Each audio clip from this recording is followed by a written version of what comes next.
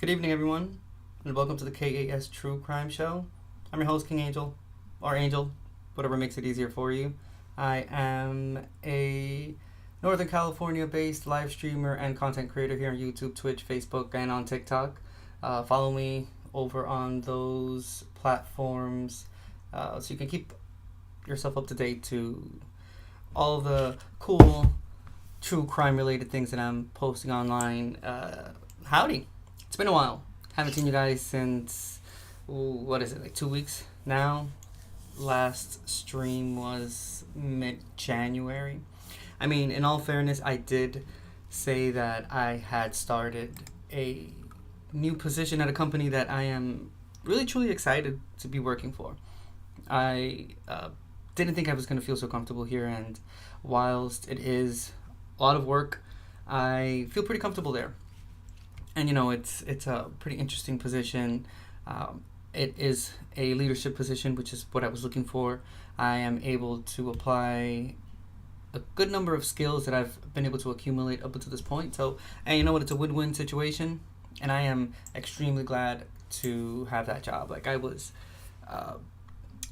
prepping myself for a position similar to the one that I was able to get, and lo and behold, here we are. So while I do apologize for not being live the last 2 weeks, at the same time, I would just, like to say it's all for the money, and I am taking those steps to be able to, be a success in my own terms. Everyone has their own terms of success. I have my own, so that's pretty much it on my end. No other like major updates or anything. I'm working on a few videos that I will be posting. First one I'm posting on Monday. It's a long video, not as short as any of the other ones that I have done before. I'm talking about like 3 hours long, but it's the first of many state editions. So by state editions, let me say that a little bit more clearly. So first one is Florida. So it's 3 hours of just cases that have to do with Florida that we've read and I have commented on, watched videos and whatnot, but strictly only Florida.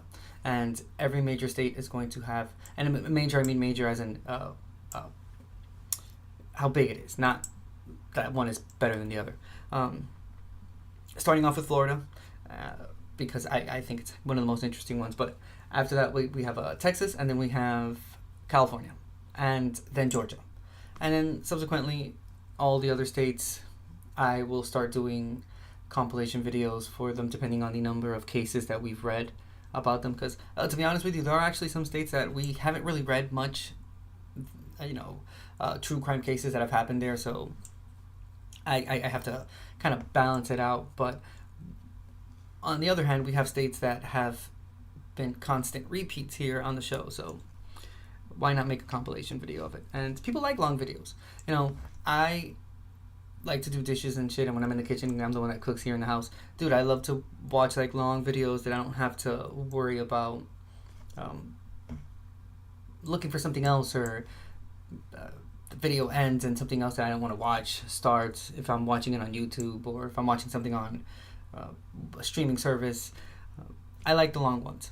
That's just me. Let me know in the comment section what you guys think, but I love them, and I think that other people could appreciate it too, so why not make a compilation video of cases that we've already read? And they're all pretty interesting too, so that will be uploaded Monday, the first one. So it's a Florida edition, second one is Texas, third one is California, and the fourth one will be Georgia. And yeah, that's basically it. I'll continue uploading videos of any clips that I edit from live streams. Patreon members get audio episodes, so you get like the whole episode on Spotify and on the Patreon app for $1 a month. I mean, it's a great deal. It's a great deal, and you get the full episode. You can enjoy that in traffic while you're working out, whatever situation you might find yourself in. You can have access to my shows. Bam. So it's at KAS True Crime, so you can see right here. These are the majority of the platforms that the True Crime Show is on. Adding to that is Threads and Spotify as well. I've mentioned it here before. The show has a Discord. I would love for you guys to join. It is free. You just have to create an account. Link is in the description box below if you're watching me on YouTube. If you're watching me on Twitch, what's up? It's in the About section. And if you are watching me on Facebook, how's it going? Link is in the description box of this same live stream, or you can just go to the channel, to the page of the channel, and you can like the page over on Facebook, and bam, you can also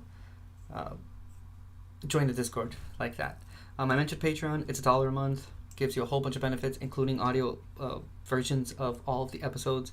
You get exclusive clips from live stream episodes, plus the whole visual version of the live streams as well. I'm trying to make it as interesting as possible. You get a whole bunch of benefits as well when it comes to like Twitch and Discord, and check it out. That's patreon.com/KAS True Crime. If you like what I do, go ahead and support me. If not, dude, subscribe to my YouTube channel, like my videos, comment on them, let me know what you think. I am eager to know your opinions, whether it's good or bad. Well, let me check the audio. Let me know what you think. Sorry, I've had the last 2 episodes with the buzzing sound that I actually have to end the live stream and restart it again, so I'm a little weary as to, anything that this software that I use, which is OBS, wants to do with my live stream. So you just heard that really quickly because I wanted to verify that there was no buzzing sound. So we're all good. Everything is gravy. Bam. Like I mentioned, patreon.com/KAS True Crime. I was mentioning YouTube, like my videos here on YouTube. I also have another channel, The King Angel Show, which is the main channel. That's what KAS stands for, The King Angel Show. Reviews, discussions of and reactions of trailers, album reviews, music videos, fun facts, interesting shit I like to watch, and I think that other people find interesting as well. You can find that handle over on the main page of this same YouTube channel. It's The King Angel Show. It'll take you right to it. Check out my live streams for Coffee, the News, and Us. I haven't done one in a while, and I miss it so much. It is the complete opposite of this show. So we review, discuss, go down rabbit holes, when it comes to science, space, the ocean, interesting topics that don't have anything to do with politics. I don't do politics at all, and none of my shows. So you can rest assured that that's not going to pop up here. I'm not for that. There are way too many amazing content creators that do just politics. If that's your if that's what cooks your salami, dude, you have a plethora of them. I don't do politics because it's not my thing. This is a show, and all my shows are places for people to get together and just be entertained and enjoy the topic that we're talking about, and hear me read cases. And this, in this circumstances, we're talking about true crime. But if it's the other show, the King Angel Show, when I do my live streams there, or my Coffee, the News, and Us as well, which is, like I mentioned, the complete opposite of this show. Yeah, man, it's just keeping it lighthearted, open. People like to be entertained, regardless of, I guess, your political party, which is kind of weird to say, but there's an election year here in this country, so that's all people talk about right now. But you won't hear me talk about it more than this point as of now. But again, my show is a place where people can come together and enjoy topics, regardless of what it is, that don't have anything to do with politics or religion or anything of that sort. That you can just be yourself without having any of those other additions in your life. That's just basically it. And I think that human beings should have places and spaces like this because, at the end of the day, we all gotta fucking live with each other. We might as well. No, but I'm just rambling on. Listen, join the Discord. Support me over on Patreon if you can. That's $1 a month. Follow me on Twitch. It's completely free. If you want to further support me while you're on Twitch, you can use your Amazon Prime. That's called Twitch Prime, and that'll help me out immensely. I think it's like $3.99 a month or something. I don't know. I'm not 100% sure, but you can do that through Twitch if you feel like it. You know, whatever is easiest for you. I have a link tree as well. It has all the show's social media handles and all the streaming platforms I'm on and whatnot. You just pick your poison and there you go. But yeah, other than all of this informative portion of the live stream that I like to do, first things first, once we start the show, everything is great on my end. I am actually feeling pretty great. I'm pretty happy at the moment, to be quite honest with you. I'm looking forward to the future. I was just holding on for a position that I thought was worth putting in that hard work into, and I think I found it. And I'm very happy where I am now. Everything else is going great. I'm super excited to be here tonight. Again, we are doing True Crime Daily. We're going to be reading cases, reviewing news videos associated to any case that we're watching in that moment. We're going to talk about it. We're going to comment. We're probably going to go down a rabbit hole or two. Originally, I was going to make the end of the live stream just doing anything else like a crime talk or whatever, but because I haven't been live for such a long time, 2 weeks is quite enough time for me not to be online. And, well, not online, but to be live. We're going to do just a whole bunch of True Crime Daily tonight, and then hopefully during the week I will be able to do a more chill episode of reviewing crime talk videos or playing another game online and just hanging out. I thought that was fantastic. Maybe not a puzzle this time. It's a little bit something more animated. Let's call it that. Something a little bit more lively. Because whilst I loved the puzzle, it took calm to a whole new level, and you know we don't want it to get to that point either. So pick another game, but for now we're gonna start tonight's episode because I am eager and anxious to start reading these cases, going down these rabbit holes. Shout out to all of the people that have liked my videos on YouTube, have subscribed to my channel, everyone that follows me over on TikTok as well. I forgot to mention that. Follow me on TikTok. I post clips of the articles that I read, well, only the articles that I read, and other different things here and there, just to keep it different, fresh, new. That's how I see it. But yeah, follow me on TikTok, same handle, at KAS True Crime. I have over 1,000 followers there. It's not much, but to be honest with you, the channel in and of itself is not very old, so watching it grow to the point where it is now and just continuously growing, and people are actually interested in the videos that I make, and you know, feels pretty great. So I appreciate the support.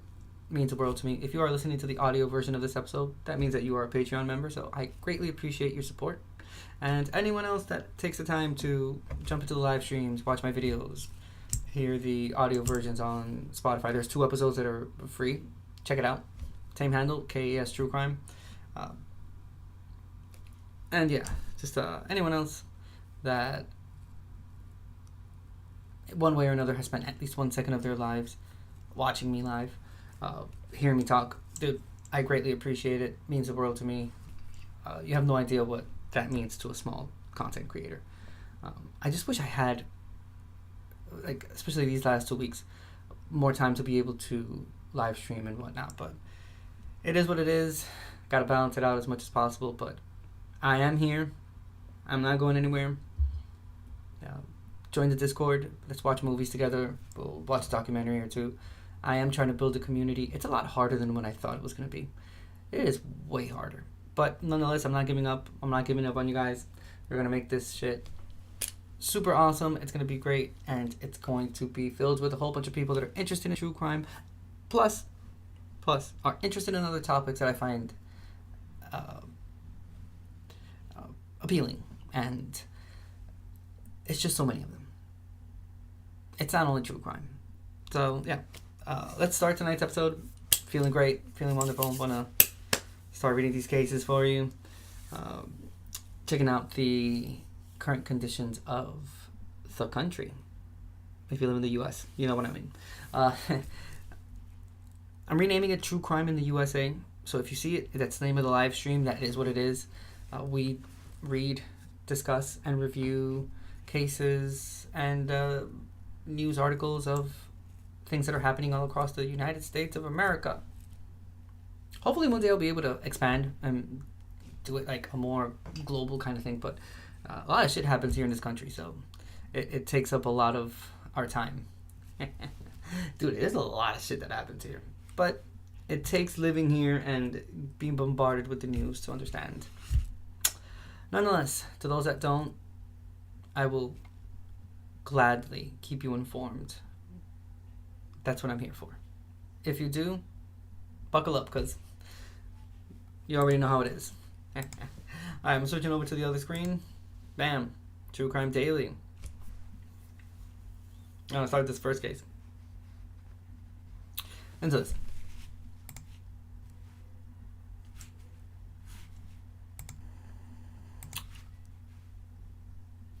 Okay, keep this in the background.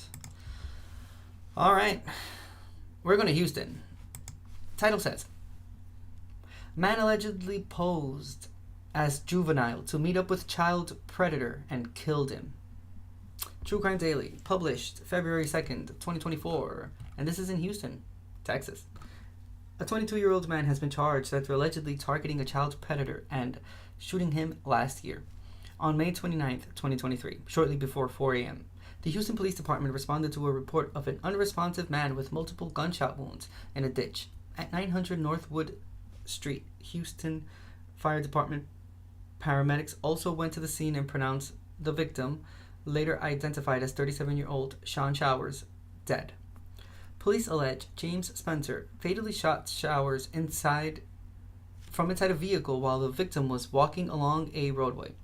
According to KPRC TV, the suspect pretended to be a minor and planned to meet with Showers under the guise of a sexual arrangement. KPRC reports that Spencer believed law enforcement officials weren't doing enough to keep child predators in prison, and he wanted to take matters into his own hands and hurt them. Officers arrested Spencer nearly 9 months after the fatal shooting on Wednesday, January 31st. He was booked into the Harris County Jail on a charge of murder and remains held on a $250,000 bond. Spencer faces up to life in prison if convicted. Prior to the shooting, Showers pleaded guilty in 2009 to possessing child pornography, according to the Houston Division of the FBI. The victim reportedly served time in federal prison, and he failed to register as a sex offender. In a statement obtained by KPRC, Victim Services Director of Houston Crime Stoppers, Auntie Kahan, said, "This was diabolically cunning." Kahan added, "When I look at this, I'm going, this is the stuff you see in movies." I mean, he's not wrong. He's not wrong. It's not wrong. I mean, yeah. So I guess I'm not the only one that thinks that the cops aren't doing enough. I mean, I don't know what to tell you. He did lure him, though. But then again, if you're on social media, you know that there's a whole bunch of groups of people, regardless of the state that you're in, and they do this. They go online and they create fake accounts and they pose as minors and whatnot to get these sexual predators to come out of the woodworks and like contact them and whatnot and initiate this whole meeting up and whatnot, and they get caught. I mean, Chris Hansen, pretty famous dude. We all know him. We've all seen the videos online. That was his whole thing. He would create these situations where someone would pose as a minor and these monsters would contact them, try to arrange meetings and get-togethers and hookups and whatnot, and these men would go to the houses and Chris Hansen would come out of nowhere. What was it? Yeah. I'm Chris Hansen. And what is it, like Dateline or some shit like that? Let me tell you something. It happens a lot. It's not uncommon. Now, again, I agree with him because I do think that the police aren't doing enough. We've already been reading so many cases here on this channel that you can agree. You know, I'm not saying that they're doing it, they're not doing anything, but come on. We can all sort of come together with the terms that, yeah, the cops, they let them go. But we read about it all the time. It's either bonds or we've read some where, like, we've read one that they couldn't even find, like, evidence, and the evidence was, we read about it. It was clear as day, point by point. So why is it that we were able to understand it, but a judge or, you know, the jury were not able to? I'm confused. So yeah, he was lured, but hey man, I don't know what to tell you. Shit happens. It happened because he went. They were gonna meet up. So if that would not have been the case, and that would have been an actual minor, he would have met up with a minor. Even after having been found guilty for possession of child pornography, he was still going to meet up with that minor. So, yeah, I don't know, man. No pity. No pity from me. No pity from me. Maybe not shooting him. Could have contacted the authorities, because that's what the people in the videos do. They contact the authorities, and for the most part, they arrest them. But at the same time, again, I'm not going to argue with this guy because I agree with him. I sort of agree with him. About 75. 75% of me agrees with him. 80 agrees with what he has to say. So I'm not going to hold him, you know, under that much accountability. Because, I mean, it's taking out the trash. It's crazy how some people would actually think like that's something, like you're like insulting someone with, like, people hearing me say what I say. Like, are you fucking kidding me? Man, get out of here. Taking out the trash. That's it. That's one less scumbag in the streets, hurting, in this case, children. All right, let's check out KPRC. This is a Houston website. Shout out Houston. Let's see what they have to say. The video's right on top here. I can't really move it, so that's as high as it is going to get. So let's see what clicktohouston.com has to say. Candace Keith, the suspect in this case, is said to have wanted to harm child predators because he believed that police weren't doing enough to keep them behind bars. He also says that he wanted to harm and rob them. Mr. James Spencer, will you please stand up? This is 22-year-old James Lewis Spencer. Okay.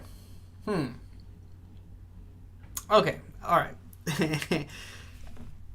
See, the plot always thickens, and we're all able to, or the majority of us are able to stop and kind of retract, because they didn't mention this before. So I was with you, my guy, until you were planning on robbing them too, because obviously the crime is not as severe as hurting children, but you're still committing a crime though. So I can understand. And this is crazy. Let me know in the comment section. Do you not agree? Or let me know in chat. Do you not agree? It's easier to kind of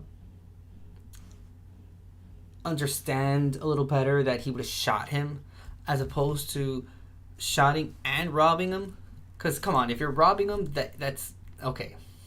Okay. You're no hero anymore. You're a criminal. It's going so well. It's going so well because I had such high hopes for this guy that he's just like, he was just tired of all the shit that's happening, and he wanted to take matters into his own hands. But he's not taking matters into his own hands. He's just like robbing and shooting people. The third, standing before a judge who found there is probable cause to move forward with the murder charge he faces. You're here for the first-degree felony offense of murder. The details of the allegations bizarre. He was diabolically cunning. Even for Victim Services Director of Houston Crime Stoppers, Andy Kahn. When I looked at this, I'm going, this is the stuff you see in movies. Spencer III was arrested by the Gulf Coast Violent Offenders Task Force yesterday. Houston police say last May, he pretended to be a minor online and pretended to want to have sex with 37-year-old Sean Connery Showers, who he believed was a child predator. Then, when the two met up, officials say Spencer III shot Showers multiple times, leaving him dead in a ditch at 900 Northwood Street. This guy had to have done a lot of deep background, had to prepare for this. This was not some random, spur of the moment deal. Documents show Showers did serve federal time for being in possession of child pornography and also failed to register as a sex offender. Even if Showers planned to offend again, Khan says the killing was not justified. Nobody should be taking the law into their own hands. He completed his sentence. Yes, he didn't register. Get that. But this is taking it way too far. Spencer III right now is being held in the Harris County Jail on a $250,000 bond. If convicted, he faces up to life in prison. Reporting live outside of Houston Crime Stoppers tonight, Devin Clark, KPRC 2 News. All right. Yeah, man, he should have called law enforcement. Maybe he should not have shot him. Especially if he's going to shoot him to rob him. But what's the purpose? My man, why are you doing all this if what you're going to do at the end of the day is just commit another crime? Let's see if there's anything that was not reported on True Crime Daily. Let's see. So, yeah, they did. So, Spencer III was arrested by the Gulf Coast Violent Offenders Task Force Wednesday. Houston police say last May he pretended to be a minor online and pretended to want to have sex with 37-year-old Sean Connery Showers, who he believed was a child predator. When the two met up, officials say Spencer III shot Showers multiple times, leaving him dead in a ditch at 900 Northwood Street. So, he did go. So, just putting it out there one more time, if that would have actually been a minor, he would have done something with the minor. So, let's not take that off the table. Now, that he was going to go, he literally did all this and planned it to meet up with this person to kill and rob him.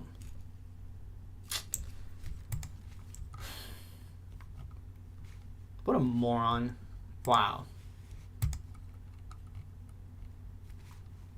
Alright. Fucking idiot, dude. Moving on. Alright. I want you guys to come to California.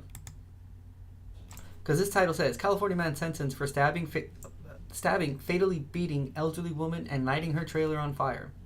True Crime Daily published February 2nd, 2024. And this is in Tulare. And it says, a 27-year-old man will spend the next several decades of his life in prison for fatally beating and stabbing an elderly woman before setting her mobile home ablaze in 2022.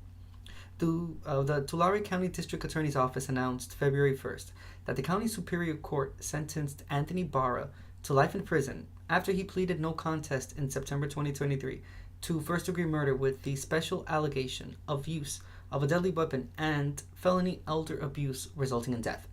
He must serve 29 years before being considered for parole.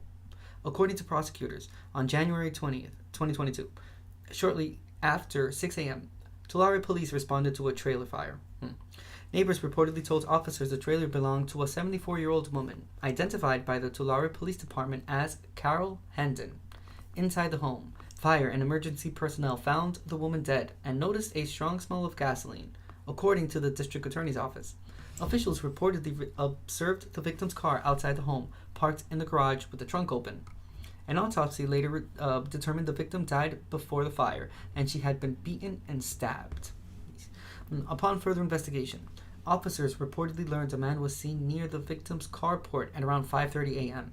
When police reviewed surveillance footage, it showed the man starting the trailer fire and reigniting the blaze. The next day, on January 21st, 2022, officers responded to a report of a man loitering outside a store and making lewd comments. According to the Tulare Police Department, at the scene, Barra allegedly broke into a car and officers took him into custody on suspicion of burglary. Law enforcement officials found lighters and a red gas can in his possession, the district attorney's office said. Police noted Barra resisted arrest and became violent.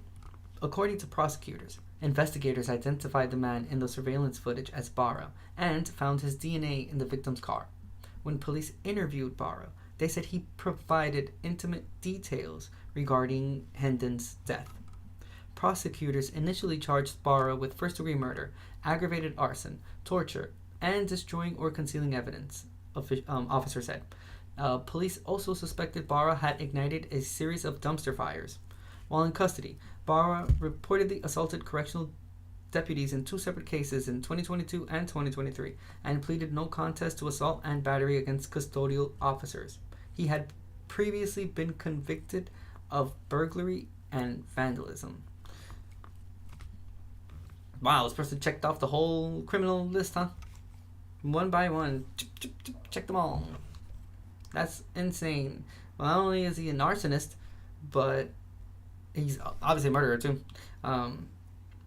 He destroys public property because he set a series of dumpster fires. He assaults correctional deputies as well. I mean, he's trying to make it into the, what is it, the World Guinness Book of Record for the criminal with the most convictions at the same time. I don't know. I think he's participating in the criminal Olympic or Olympics. Well, plural, because yeah, this is where we are in the world, and that's something, huh? Victim had been beaten and stabbed. Obviously, he started the fire because he was trying to, like the article says, conceal evidence. You know, after committing the crime that he committed, he just wanted to eviscerate any sort of evidence that could link him to it. Little did he know that they found him with lighters and red gas can. Couldn't even throw that out. He had to have it in the car with him because, of course. There's this interesting, pretty funny show on VH1. It's pretty old. I don't think they have it running anymore, but it was The World's Dumbest Criminals. This person would have probably made that list together with some other cases we've read here. I'm looking at you, the 3 guys that kidnapped that one dude and did a whole like Chinese water torture on this dude, and little did they know that they had picked up the wrong individual. This was an innocent human being minding his own business, and all of a sudden he finds himself with a bag over his head, getting the shit beat out of him, and then on top of that, they start torturing him after they find out that that person was not the person they were supposed to kidnap.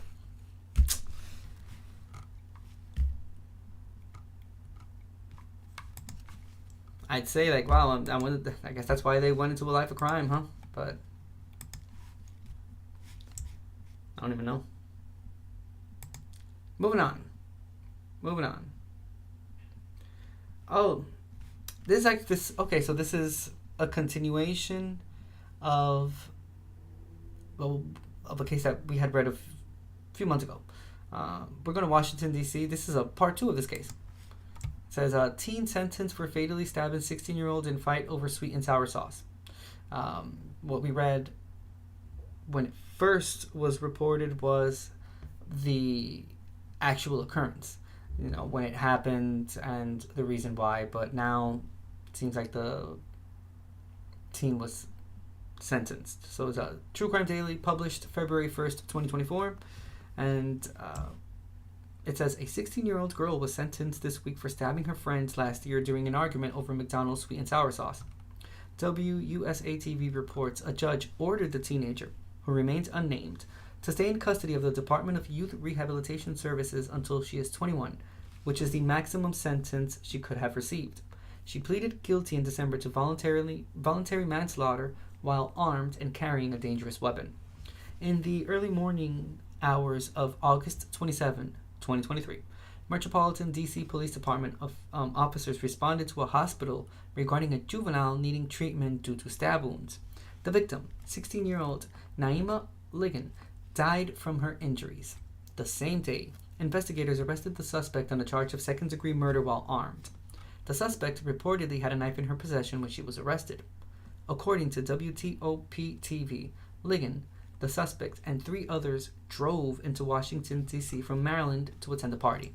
Afterward, they went to McDonald's on 14th Street and U Street. The teens were inside a car and got into a fight. The teen suspect reportedly said Ligon and another passenger beat her up, so she stabbed Ligon in self-defense. WUSA reports Ligon was stabbed in the chest and abdomen with a 7.5-inch knife. The teen reportedly told police after the stabbing that the fight was about the sauce, saying, "I asked for more sauce and she had an attitude." The suspect reportedly told her friends in a text, "They shouldn't have jumped me. I don't give a fuck." Ligon's father, Wylis Ligon, reportedly said at the sentencing, "I believe a form of justice was formed today, but not justice at all because we still don't have her." The teen suspect also spoke and said, "I would have changed everything if I could go back to that day." Yeah, it was sad then, still sad now. For probably one of the dumbest reasons ever, arguing over a sweet and sour sauce. And again, you would think that this isn't something that happens. This is like a one-off kind of thing, but nah, man. People commit crimes for dumb reasons like this, or like less than this, like the dumb, petty shit that you would think that no one would actually go out of their way to commit a full-blown crime against someone that has an impact on other people's lives, and you will serve time for that shit. Like, you're gonna be arrested. You're gonna go to jail for that. Very sad. Let's see if we can find a video related to this case. So this was back in August 29th. That's when the original article on True Crime Daily was posted, and I remember reading it. So yeah, this was back in August, probably like 5 months ago, 5-6 months ago. Yeah. Let's see what they have to say now. Okay, this is WUSA9.com. Website in Washington, D.C. Shout out Washington, D.C. All right, also, just in the last 2 hours, a 16-year-old has been sentenced for the stabbing death of Naima I'm going to get some water. Ligon. Ligon was stabbed outside of a D.C. McDonald's last summer after a fight over sweet and sour sauce. Glad you're with us tonight. I'm Adam Longo. And I'm Simone D'Alba. A judge sentenced the teenager to the max. She will be in custody until her 21st birthday. Delia Gonsalves is live outside D.C. Superior Court, where the victim's family made impact statements today. Delia, good afternoon. Good afternoon, Adam. It was a long and very emotional day in court. We heard those impact statements, as you said. We watched a 4-minute tribute video to Naima. We reviewed surveillance video from that night, text messages, and even the police interrogation, all to bring us back to that 40-second fight outside of the McDonald's that night that ended in a deadly stabbing. You know, Naima's mom tells me she wanted her daughter's killer to be charged as an adult for first-degree murder, but if you remember, the 16-year-old cut a plea deal with the Attorney General's office back in December for voluntary manslaughter, and today, just hours ago, the judge sentenced her to the maximum restricted commitment until she's 21 years old. Naima Ligon broke curfew that fateful night in August, leaving her hometown of Waldorf for a house party in D.C. Now, the group of girls went to McDonald's on U Street after the party. Prosecutors say even though that verbal argument started in the car over sweet and sour sauce, the 16-year-old escalated things by stepping out of the car, initiating a fight. 3 girls, including Naima, started fighting when the 16-year-old, we're told, pulled out a 7-inch pocket knife, according to prosecutors, and started swinging it towards Naima. You can see this in that surveillance video. The video shows the girls retreating back to the car when the 16-year-old grabs Naima by the arm, turns her around, and stabs her in the chest. Now, the defense says the 16-year-old was triggered by what she perceived was a 2-on-1 fight, was reacting to a series of traumatic events that she experienced a month before the assault, including a death that was very close to her. The defense argued that unprocessed grief caused her to lash out. They wanted to give her 1 year of probation in order to give her wraparound services in the community. But today the judge said, listen, this young lady is going to need intensive therapy for several years before it's safe for her to go back into the community. Form of justice was served today, but really not justice at all, really, because we still don't have her. I'm afraid for my kids' safety in this area at this point. I don't feel like there's much faith in the judicial system and people in the world. And I think kids that get a slap on the wrist have no reason to not do the things that they're doing in the city right now. I can tell you the judge even got emotional at one point, and of course that led the family to get emotional and break down seeing the judge reacting to pictures of Naima in court. The judge delivered her sentence and in part said, quote, "It is hard for me to understand how someone with no criminal background, with a good support system, could so viciously and brutally murder somebody, ostensibly a friend, over sweet and sour sauce. It's hard to make sense of it." That's the very latest here outside of D.C. Superior Court. Delia Gonzalez, WUSA 9. Boy, it is hard. You just feel for the family in this absolutely senseless, horrific act. They're not wrong.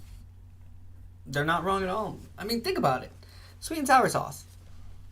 I mean, come on.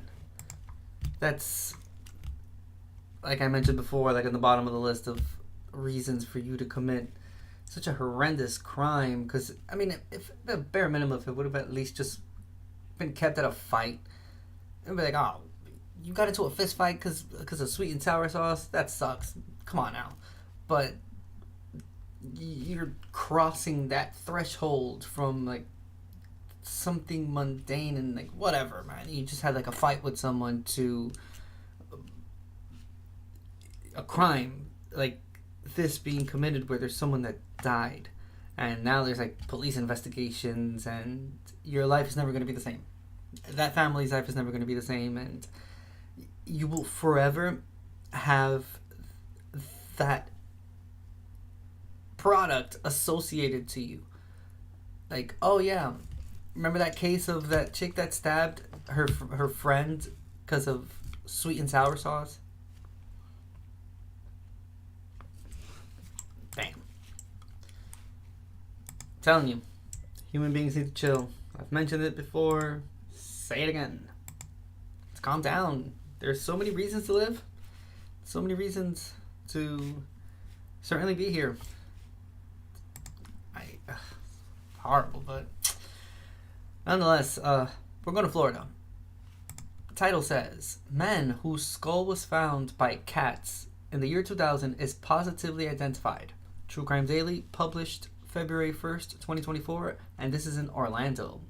And it says, using genetic genealogy technology, investigators recently identified a homicide victim whose skull was found near an apartment complex nearly 24 years ago, according to Detective Scott Lowen with the Orange County Sheriff's Office. On June 21st, 2000, deputies responded to the Calabria Bend apartment after a resident saw 2 cats playing with a human skull. Anthropologists suspected the person had been dead since around 1992 or 1993. Wow. Lowen said officials found a hole in the skull, suggesting the victim had been shot. During a search of the area, detectives located additional skeletal remains and clothing that were partially buried in a vacant lot nearby, according to a news release from Othram Labs. Despite their efforts at the time, investigators were unable to identify the victim, and he became a John Doe. Officials entered details about the investigation into the National Missing and Unidentified Persons System, and the case went cold. The Sheriff's Office submitted forensic evidence to Othram Labs in August 2022, and they extracted DNA from the remains. Othram used forensic-grade genome sequencing to create a DNA profile and developed investigative leads. They sent their findings to the Sheriff's Office.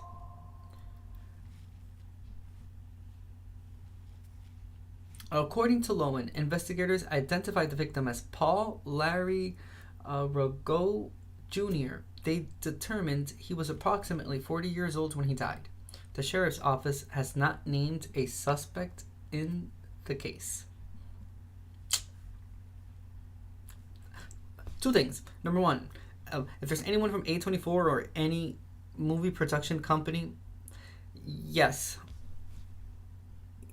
I just read what could be an excellent way to start a horror movie. Two cats playing with a skull would most definitely pique anyone's interest in any TV show or movie that would feature an intro like that. So, pay me, please. Number two, I just gave you an idea. That's what I'm trying to say. Production companies, movie companies. I mean, albeit it's not my idea. This actually happened, but you can spice it up a little bit. Instead of cats, it could be dogs or something like that. But it's written here. They've literally just given you a golden idea. Real life has given movies something to start any sort of horror movie that has to do with either supernatural or a true crime case or something. Here goes your first 2 minutes. You do with it as you will, but pay me.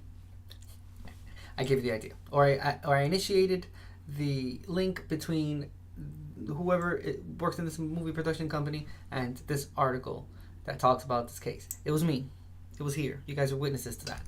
Can't say no. Number two, I'm going to say, you guys already know how I feel about science and the fact that this case was resolved using genetic genealogy technology. Chef's kiss.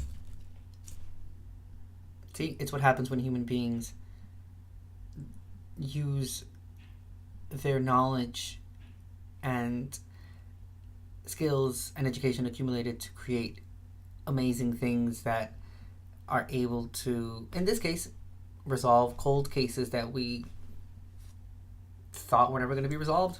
Who knows? This family was wondering since 1992 or 1993 what happened to their loved ones. Let's just put into this perspective. Since 1992 or 1993, there are people born in that age, born at that time, that have kids now of their own.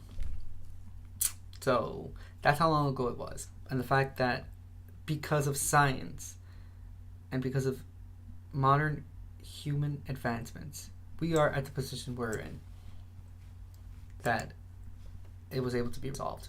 We have a name for the person. This is probably like the 10th, 12th case that we've read so far having to do with scientists being able to discover the names of people who were at one point just considered John and Jane Does. It's incredible. Oh, the world we live in. Sorry, I forgot to connect my my phone. I use my phone as camera. So just give me 1 sec.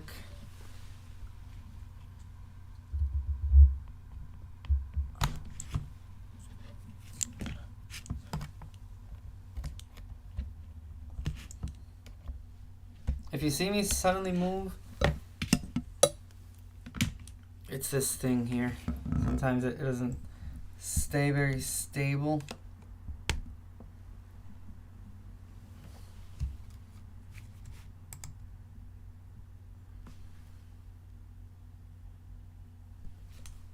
Cool. Oh, there you go. It did that celebration thing.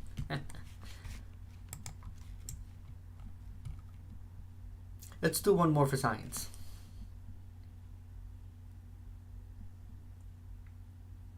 Science rocks. Okay, this one does not have a video attached to it, so we'll move on to the next case. We're going to Pennsylvania. Oh boy. Title says, Pennsylvania man accused of decapitating his father with a machete and posting YouTube video with the head. Right. True Crime Daily published January 31st, 2024, and this is in Levittown. And it says, a 32-year-old man was arrested on a National Guard base this week after he allegedly killed his father, cut off his head, and posted a lengthy video on YouTube about the beheading. According to the Bucks County District Attorney's Office, on Tuesday, January 30th, at 7 p.m., officers from the Middletown Township Police Department responded to a residence on Upper Orchid Drive regarding a deceased male. When they arrived, they learned the victim, who was identified as Michael Mon, was in the downstairs bathroom with a large amount of blood around him and that he had been decapitated. Officers reportedly found a machete and large knife in the bathtub near the body. Mon's head was wrapped in a plastic bag and placed in a cooking pot in a bedroom next to the bathroom. There were several bloody rubber gloves in another bedroom and in a trash can in the same room. The district attorney's office said Mon lived in the house with his wife and their son, Justin Mon. The wife said she left the home at around 2 p.m. that day, and Michael and Justin Mon were the only ones there. When she returned, Michael Mon's Toyota Corolla and Justin Mon were both missing. According to the criminal complaint, detectives learned Justin Mon had published a video over 14 minutes long on YouTube and titled it, Mon's Militia, Call to Arms for American Patriots. Oh boy. In the video, he is reportedly seen wearing the same type of rubber gloves found at the scene. Police said Justin Mon picks up the decapitated head of his father, Michael Mon, identifying him by his name and as his father, stating he is now in hell for eternity. The Lebanon Daily News reports Justin Mon spoke at length about deep state conspiracy theories and how the far left, Black Lives Matter activists, and other groups are ruining the country. He also allegedly said all federal agents, U.S. Marshals, federal judges, and Border Patrol are to be killed or captured, tortured for information, and publicly executed for betraying their country. Earn your place in heaven by sending a traitor to hell early. I am reading verbatim from this article. I just want to put that out there really quickly. Little pause. I'm reading this. You can see me read this as evidence. And it says, he also allegedly said, he being, what's this asshole's name? Michael Mon. I just want to put that out there. Just want to say that. Okay, we'll continue reading. Michael said that. Okay.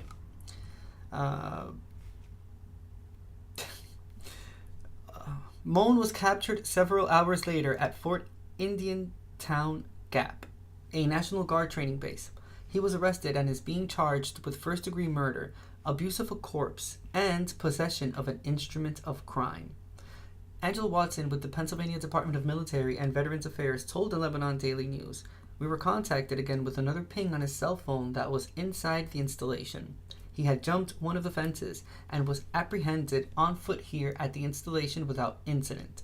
He was booked into the Bucks County Correctional Facility and is being held without bail."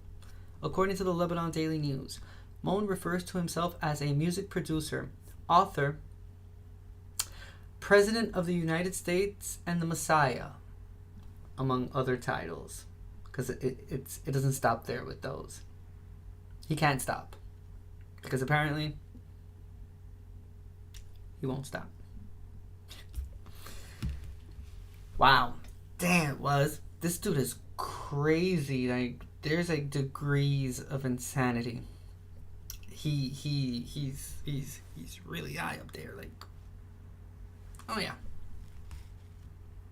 Oh, he went back to a National Guard training base, huh? Even after having said everything he said. Which is kind of odd, because if you speak like that about like federal agents, and those are your like in your perfect ideal world, those, like, that's what you would do to these people. Yet you go to a National Guard training base. How's that, huh?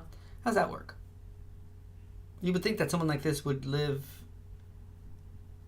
completely separated from all civilization, but no.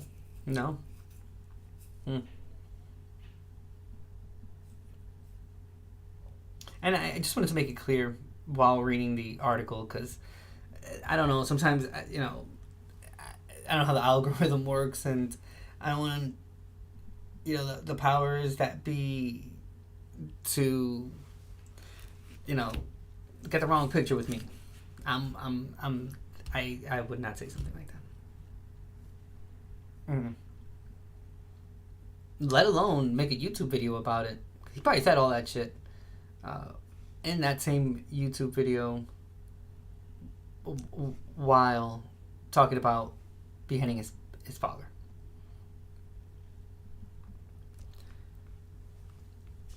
That's why I have a problem with the extremes. I have a problem with extremes when it comes to conspiracy theories. And the reason why I say that is because I'm not going to deny that at some point in my life I was a conspiracy theorist. Not like now. Not like to the degree that people have taken it.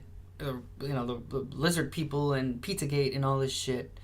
I mean, albeit I do believe, and this is my own personal opinion, the thing is, I don't think that it's centered into like one single thing that people like to center it in. But you know, the conspiracy theories now like to talk about the cabal and all this bullshit and some of the weird shit, and I can't get into any of that shit. But I mean, there are groups and organizations that fucking do that shit, and there's like a lot of human trafficking and like child sex trafficking and human trafficking and a whole bunch of shit that happens a lot. That part is not a lie, you know. And yeah, there's some extremely successful institutions in the world that have been, you know, involved for a very long time in situations like that, hurting kids and shit, doing it towards kids. It's not a conspiracy. It happens. It literally happens. So I don't know. It's just I can't find the conspiracy behind it. You know, it's something that, it's a problem. It's an actual problem that's been happening for a very long time. And a lot of people just want to sweep that shit under the rug, but it's happened. So yeah, I don't fuck with conspiracy theories now, but you know, when I was growing up, some of them made a lot of sense. A lot of them, I'm not saying I believe in any of them, but the way they would make conspiracy theories in the early 2000s had some sort of truth to it that could be verifiable, which kind of made you question things. Now, dude, stuff just sounds like completely out of this world. That's like, what? And then it gets to the point where we have these type of situations happen when this person was very much involved in these type of conspiracy theories, going down that rabbit hole, you know, and it led him to literally chopping his dad's head off. Not me making anything up. It literally says it here in the article. Justin Moan spoke at length about deep state conspiracy theories and how the far left, Black Lives Matter activists, and other groups are ruining the country. Yep. don't believe everything you find on the internet. It's just, there's so many people that just make shit up. There's a lot of great storytellers. Let's just put it that way. There's a lot of great people. There's a lot of people that can come up with really believable stories that you would think like, wow, holy crap, it makes you think and shit, and it's all bullshit. But it's just that people have that ability to be able to do it. So you have to learn how to distinguish and not get too far deep into it, because once you fall into those type of holes, it's really hard to get out of it. I mean, very sad. Dude, his father had to pay for that shit. That's crazy. My man called himself the President of the United States. Referred to himself not only as a music producer. No. He didn't stop there. He's also the Messiah.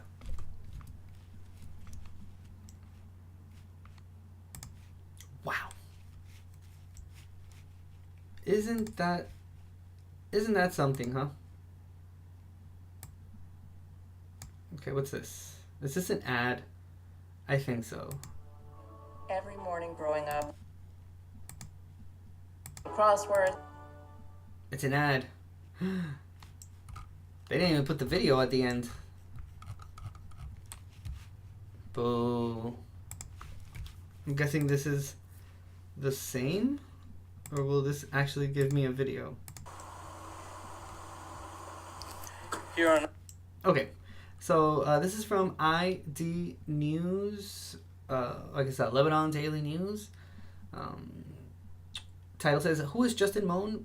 Levittown man in YouTube beheading video music sued government made music.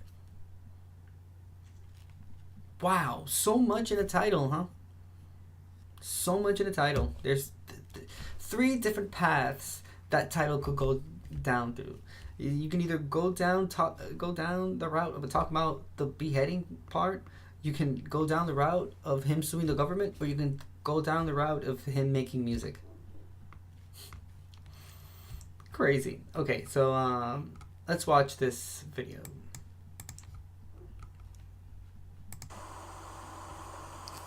Here on Upper Orchard Drive in Levittown, in the house behind me, Middletown police say that Mike Mon was found beheaded by his son, Justin.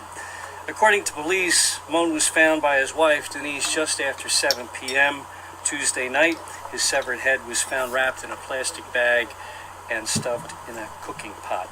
Wow. In the course of the investigation last night, police discovered that Justin had uploaded a video to YouTube in which he condemns his father because he's a federal government employee. He then lifts his father's severed head to the camera and then delivers a rambling political rant for about 15 minutes. A few hours later, Justin was apprehended at the military base at Fort Indiantown Gap in Lebanon County, about 100 miles west of Levittown.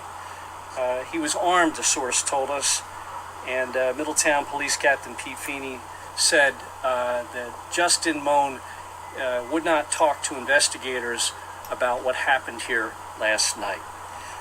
Justin is charged with first-degree murder, among other offenses, and he has been returned to Bucks County, where he awaits in the county prison in Doylestown for a preliminary hearing. For PhillyBurbs.com and the USA Today Network, I'm J.D. Millay. Damn. Wow.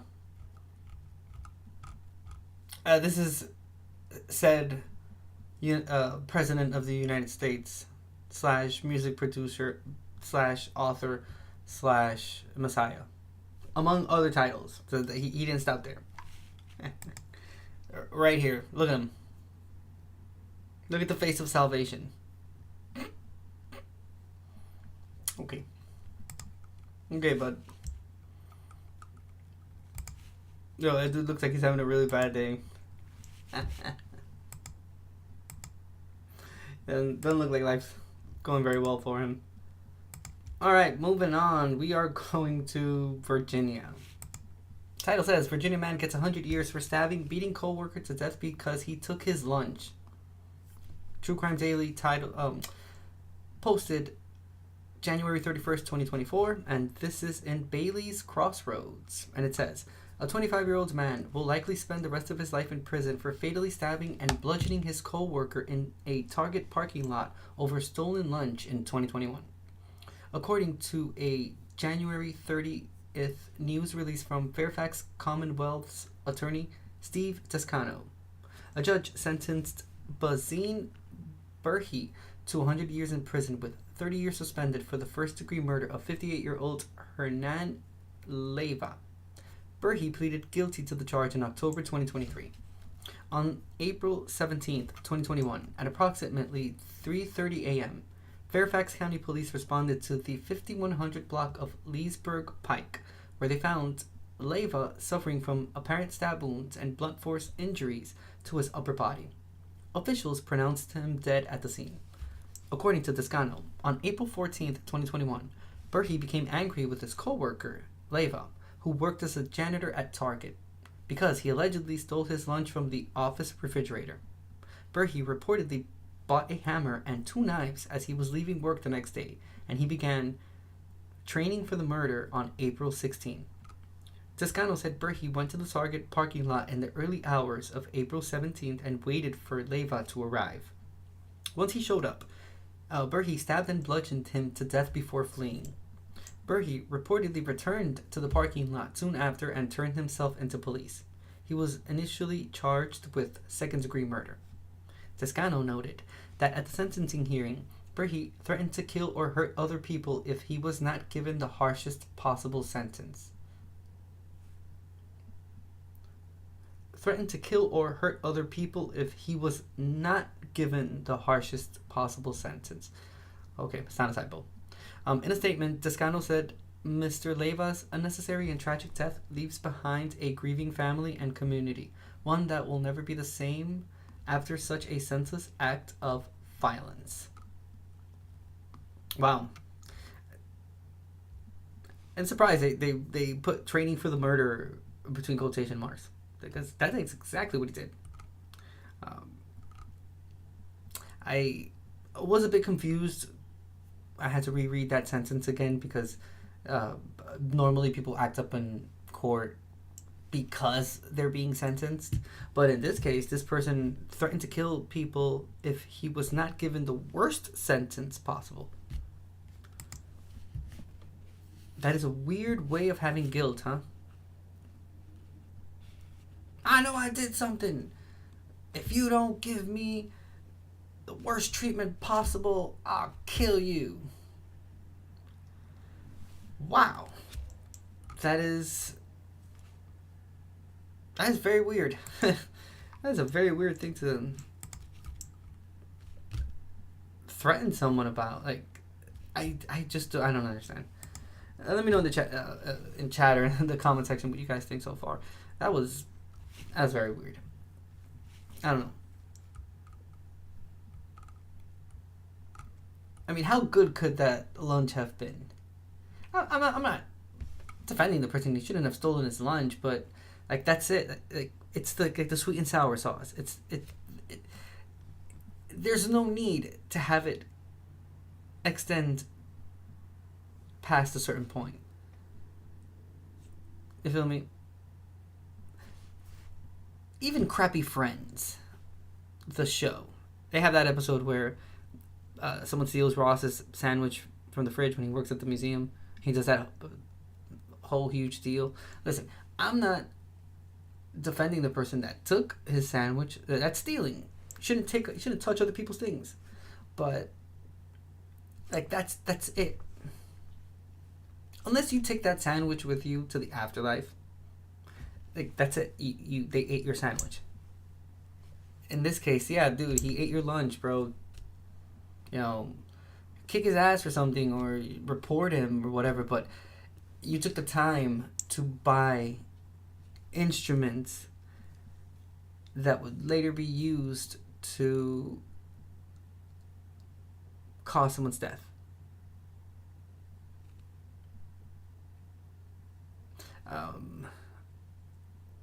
building instruments specifically, used to later bludgeon someone. And then you waited for him in the parking lot. So you knew at what time that person was starting. You knew, you got there beforehand. That dude probably didn't even sleep that night. Preparing, planning. Probably doing like a mock tryout of how he thought everything was going to go down, as if this is some type of like covert operation that needs to be practiced. Bro, people have way too much time on their hands. I'm glad that dude's in jail. And I hope they do give him the worst sentence possible. Satisfy that urge that he has to threaten other people because he feels so guilty. Okay, then give him the worst of the worst. Life in prison. No chance of bail. Watch that dude's demeanor and opinion change pretty damn quick. Especially if he's placed in like solitary confinement or some shit like that. Yeah. He'll wish he wasn't there. But, he can go fuck himself. We're going to move on. Because we are going to Rhode Island. Title says, Rhode Island woman sentenced for killing boyfriend's grandmother and pawning her belongings for drugs. True Crime Daily published February 3rd, 2024, and this is in Bristol. And it says, a judge sentenced a 28-year-old woman to over 3 decades in prison for suffocating her boyfriend's grandmother and stealing her personal belongings, which she sold for drug money. The Rhode Island Attorney General's office announced Thursday, February 1st, that Selena Martinez was ordered to spend 60 years behind bars for killing 62-year-old Eudora Gustafson in 2017, though she will only be incarcerated for 35. Martinez pleaded guilty on January 19th to 1 count of second-degree murder, 1 count of conspiracy to commit murder, 4 counts of receiving stolen goods less than $1,500, 1 count of forgery, and 1 count of obtaining property under false pretenses less than $1,500. Martinez's boyfriend, Raymond Paiva IV, was sentenced in October to 60 years in prison with 20 years suspended after he pleaded guilty to the same charges, except he had 1 more count of forgery. According to the Attorney General's office, on February 10th, 2017, Martinez had used heroin and wanted money for more drugs. She and Paiva were at Gustafson's house, and at 3:15 p.m., Gustafson's husband left for work. Martinez reportedly attacked Gustafson to get access to her car keys. The statement says Martinez restrained the victim while she and Paiva attacked her with a pillow and covered her head with a trash bag, with the drawstring drawn tightly around her neck. Martinez stole Gustafson's checkbook, rings, jewelry, and money, then drove off in her car. Martinez reportedly sold Gustafson's belongings at a pawn shop at approximately 7 p.m. and purchased heroin nearby. Providence police caught Martinez and arrested her. Martinez's DNA was reportedly found on the trash bag used to suffocate Gustafson. Attorney General Peter Nerona said, "Tragedies like these are particularly tough to comprehend. The defendant is a deeply troubled woman who senselessly murdered and robbed her boyfriend's grandmother to obtain money to buy drugs, and the victim's family is left to pick up the pieces." He said he hopes Martinez gets the help she needs in prison and that it can provide some relief to Gustafson's family. I feel like we read an unreleased plot of Requiem for a Dream. Like, this is like a deleted scene that didn't make it because it was too harsh for viewers to see. In Requiem for a Dream, if you haven't seen that movie, don't. I mean, it's a pretty hard-hitting movie. It's about addiction, different types of addiction, and yeah, I don't know, this could have easily been part of the plot of the movie and would have fit perfectly. Commit a huge crime for drugs. That's basically what some of the movie talks about, and some of the things that happen in the movie. So, yeah, pretty old movie, early 2000s, starring Jared Leto, Marlon Wayans. I thought he did a great job. The first time I ever actually saw him doing a drama like that, and I was pretty impressed. Who's the other? It's Jennifer Connelly is in that movie.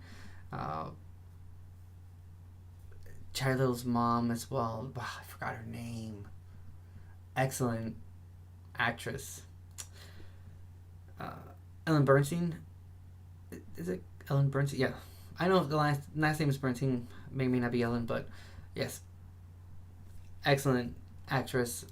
Highly recommend the movie if you can kind of take those hard-hitting, hard-to-watch, uncomfortable movies. And again, this has to do with addiction. There's some couple parts of the movie that go pretty damn crazy, but that's reality. That's how life works. Again, this could have been part of the plot of the movie. She killed someone. Like, they killed the person to rob them with a bag around their neck, with a bag over their head, with the drawstrings tight around their neck. Wow. For drug money. They destroyed someone and destroyed their family for, what is it, like an hour or two of a rush? Crazy. This one has no video attached to it, so we will move on to the next case. Very sad. Alright. Oh boy. We're going to Connecticut. Title says, Connecticut man allegedly sexually assaulted girl in foster care over 4,000 times. Got her pregnant at 13. True Crime Daily, published February 2nd, 2024, and this is in Bristol. And it says, a 63-year-old man who was being charged with sexual assault allegedly raped a young girl in foster care thousands of times over the course of 11 years and got her pregnant when she was a teenager. Court records show Roger Barrield is charged with first-degree sexual assault and a risk of injury to a child. He was arrested January 26 and posted $200,000 bond. According to Barrield's arrest warrant cited by Connecticut Insider, the victim and Barrield met in 2004 when she was living with another family in foster care. She alleges he started assaulting her soon after that. Then, she reportedly went under his care, where the rapes allegedly occurred daily. The victim reportedly said she believes she was assaulted by Barrield 4,000 times. The Connecticut Department of Children and Families told the Connecticut Insider that Barrield and his wife are not foster parents, and that their department did not place the victim in his care. The statement said, the Barrields were never licensed to care for her, nor did they act in the capacity as her foster parents. The family received guardianship of the victim via the probate court as a child. NBC Connecticut reports the assaults occurred until 2015 when she was 20 years old. She reportedly got pregnant with his child when she was 13 years old. According to the Connecticut Insider, Barrield was arrested in 2007 for alleged sexual misconduct, but the charges were later dropped. The victim reportedly moved out of his house until the case was dismissed, but when she went back, he allegedly continued to assault her. The victim reportedly said Barrield's wife was in the same house when he allegedly raped her on a regular basis. The victim's attorney, Nate Baber, told NBC Connecticut she fell through the cracks, she fell through the canyons. The lack of oversight and awareness and supervision of this child who was in foster care, for at least at one point, is so alarming that it begs a complete investigation by DCF and anyone involved in it as to how this could have happened. DCF Commissioner Vanessa Durantes said about the allegations, there's limited information that I can share, but what I can share unequivocally is that the department did not place this child in this home. Unequivocally, huh? But she was there. For 11 years. 11 years. So in 11 years, no one in that department realized that? Do you see why I agreed with that guy at the beginning of the stream when we saw that first case? The guy that he posed as a minor and got that dude to meet up with him and shot him. I mean, if it wouldn't happen for the robbing part, this guy was robbing him. He was planning on robbing him after he shot him. I get that part. Yeah. But do you understand why I said that I agree with him that law enforcement, police, they don't do as much as they're supposed to be doing with child sex predators, child sex assaulters and shit. Dude, this guy did this for 11 years. Motherfucker, in 11 years, yo, you didn't notice once, like, maybe this child, like, you didn't ask yourself, was that child supposed to be with this person? So you just, like, it's like, how is anyone supposed to have any sort of faith in these, like, government departments? I mean, and I know, no, come on. 11 years? Like, I could understand if they made a mistake and it's like a day or two, a week, you know, damn, that wasn't supposed to happen. There's some, fine. I don't even give them the benefit of the doubt that there was some sort of, like, mix up with some paperwork and shit, but, word, you're gonna tell me, dude, that 11 years, almost 3 presidencies, you didn't notice once that person was not supposed to be in that house? Like, do you understand how bad you failed as an institution, as a group of adults, and as individuals? You all failed this person. You should pay this child massive amounts of money. This person should be paid till tomorrow and forever. Like, check after check after check. How the fuck do you fail someone on so many levels? Bro, they're not even registered foster parents. Like, the bare you didn't even do the bare minimum. Yo, we're so screwed. We're so fucked, bro. Like, are you? Come on now. Like, there's limited information that I can share, but what I can share unequivocally is that the department did not place this child in this home. No shit, Sherlock. Kind of late for that now, huh? I don't know, man. You're kind of late. She's already an adult. She was pregnant by this person. 13.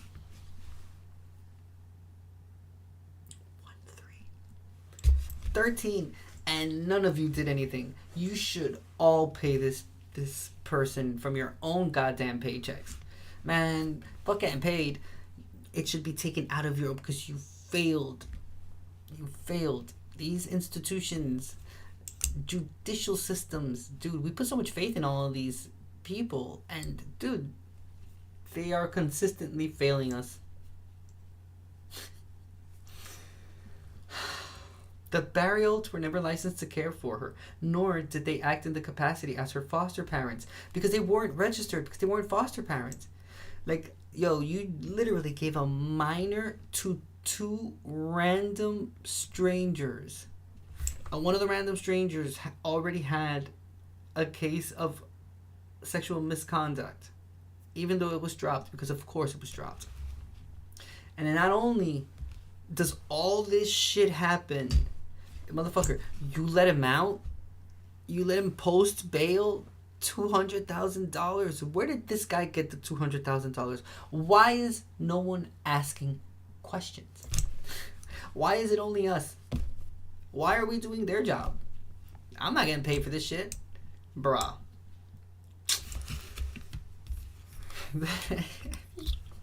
I can only laugh. You can only laugh because do you understand the layers? This is an onion, and we are peeling the layers off of this shit. Do you understand? Just heed the words that are coming out of my mouth. A minor was given to 2 random people that weren't even foster parents. They weren't even in the system. And they gave the child to him.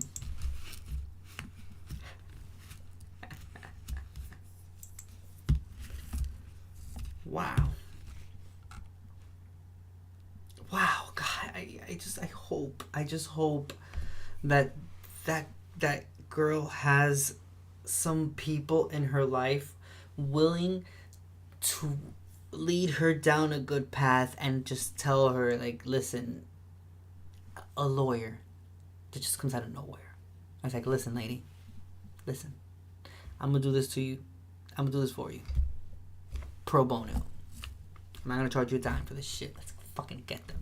Let's get them. And that they just, like, sue this fucking DCF and fucking sue them for every single penny that they have, that the fucking thing has to close down. Because this is just a case that we know about now. Bro, how many cases of these are not... Do you really think that this is the only one, the only minor that they gave to some random people? This probably happened before. This has happened before. Yikes. Isn't that something, huh? Isn't that something? Isn't that something? They took the child away from him and they gave the child right back. To people that were not even foster parents. Man, they should be put into jail, bro. Like, they should be incarcerated.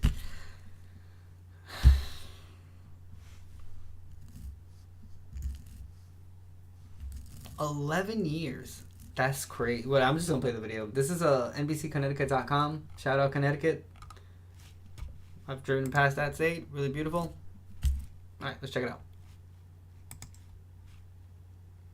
Sorry, I don't know what's going on with the volume.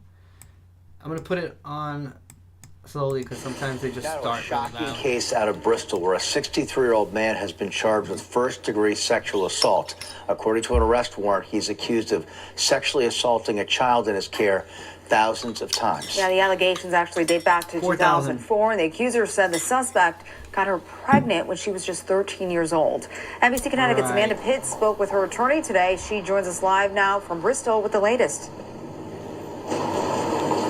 Well, Kevin, Amber, that accuser claims she was sexually assaulted upwards of 4,000 times between 2004 and 2015. Her attorney says this was a massive failure by DCF. It was last May when attorney Nate Baber and his client entered the Bristol Police Department to report what they say was an egregious sexual assault. Summon the courage to say, you know what, I'm not going to let this go. The accuser, according to an arrest warrant, told police that 63-year-old Roger Barrialt had abused her thousands of times from the age of 9 to 20. She claims the abuse started in 2004 when her alleged foster parent left her in the care of Roger and his wife Darlene. This foster girl, she was in care since she was 6 months old, was placed in a foster home by DCF. She was then allowed to move to another house without DCF even knowing about it, and was there for a year before DCF even suspected something. The foster mother was in North Carolina. The warrant states during the span of the abuse, she got pregnant at age 13, and from that point forward claims she was raped almost daily until age 20. She fell through the cracks. She fell through canyons. In a statement, DCF said, quote, the family received guardianship of the victim via the probate court as a child. There's limited information that I can share, but what I can share unequivocally is that the department did not place this child in this home. DCF continued to say the Barrialts were not foster parents to the victim, nor were they ever licensed to care for her. Baber says DCF's own records tell a different story. Darlene Barrialt was my client's foster mother. They used foster mother, foster father, foster child, foster parents repeatedly from 2006 to 2015. They don't even know what their role was. How can that be? We asked DCF if the victim was a foster child prior to 2004, but didn't hear back. Baber says multiple people reported the abuse to DCF, and according to the warrant, a family member told police they witnessed it themselves. Baber, a foster parent himself, called the case disturbing and hopes change comes from it. They failed in every one of those ways. In investigating guardianship, in controlling the situation as the managers of foster care, and in investigating reports of abuse and neglect that spanned 12 years. Now, Barrial did bond out. He's due in court later this month. I did reach out to his attorney for comment, but have not heard back. Live in Bristol, Amanda Pitts, NBC, Connecticut News. Man, fuck his comment. You go to hell for all I care. And his DCF. Bro, you guys should all be fired. Defund the DCF. In fucking Bristol, Connecticut. They failed. They failed. I mean, who's to say that that guy would not have just taken the girl to another country? They didn't fucking know. They weren't registered foster parents, apparently. Well, that's what one source says. But then they say in the paperwork they were named as her foster parents, but it's a mixed match of information, and the only person affected is the girl that was being raped daily for 11 years. 11 years. Lock him up. Lock him up. Throw away the key. That's corruption. You want to talk about corruption? This is what corruption looks like. This is what corruption looks like. Institutions not having a clue of what they're doing and just doing this to someone. Like, they just gave this child. He could have just taken her to like Mexico or some shit like that. Could have just like taken her to the end of the world, and they would have never noticed. The crimes were reported to them, and they still didn't do anything. Wow. Isn't that something, huh? Isn't that something? And they never said anything about... Again, okay. In their defense, they neither denied nor kind of implied that the child is still alive. They just kept it at... She got pregnant at the age of 13. So we don't even know if there's a baby involved in this at this point. Mind you, this was a span of 11 years. She's an adult already, so she's already past the age of 20. But nonetheless, we don't know that part. So we can only speculate. But yeah, this happened. This happened. In this country, this shit happened. That's crazy. Wow. Probably one of the worst cases against a child that we've read in all the time that I have doing KAS True Crime. Because this is deep. This is deep. This is not only like a person or like a family or something. This is an institution. This is a group of people being paid with taxpayer money. This is a group of people that have insurances and shit, like health insurance, and like their employees and stuff. Like this is deep. Who failed? Where did it start? Who was the first person? Why did it get to this point? 11 years. How many people probably worked in that institution, in this whatever DCF, the Connecticut Department of Children and Families? They probably fired and hired a whole bunch of people in 11 years. Not one person was like, wow, I wonder if this child was supposed to be with this family. Doesn't seem like they're registered foster parents. Look at that shit. Dude, look at this piece of shit, bro. Wow. Alright. We're going to Michigan. Title says, Michigan man accused of fatally punching 72-year-old roommate in the head over Taco Bell. True Crime Daily, published February 2nd, 2024. And this is in Roseville.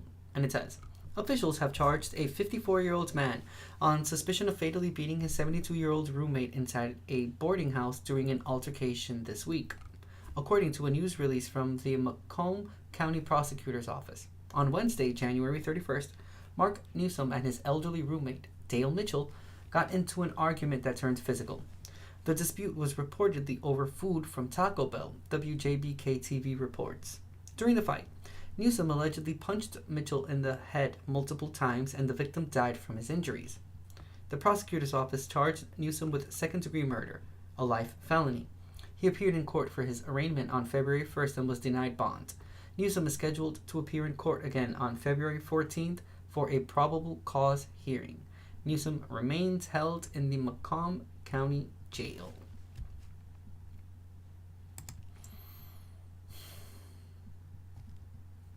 Sweet and sour sauce, Taco Bell.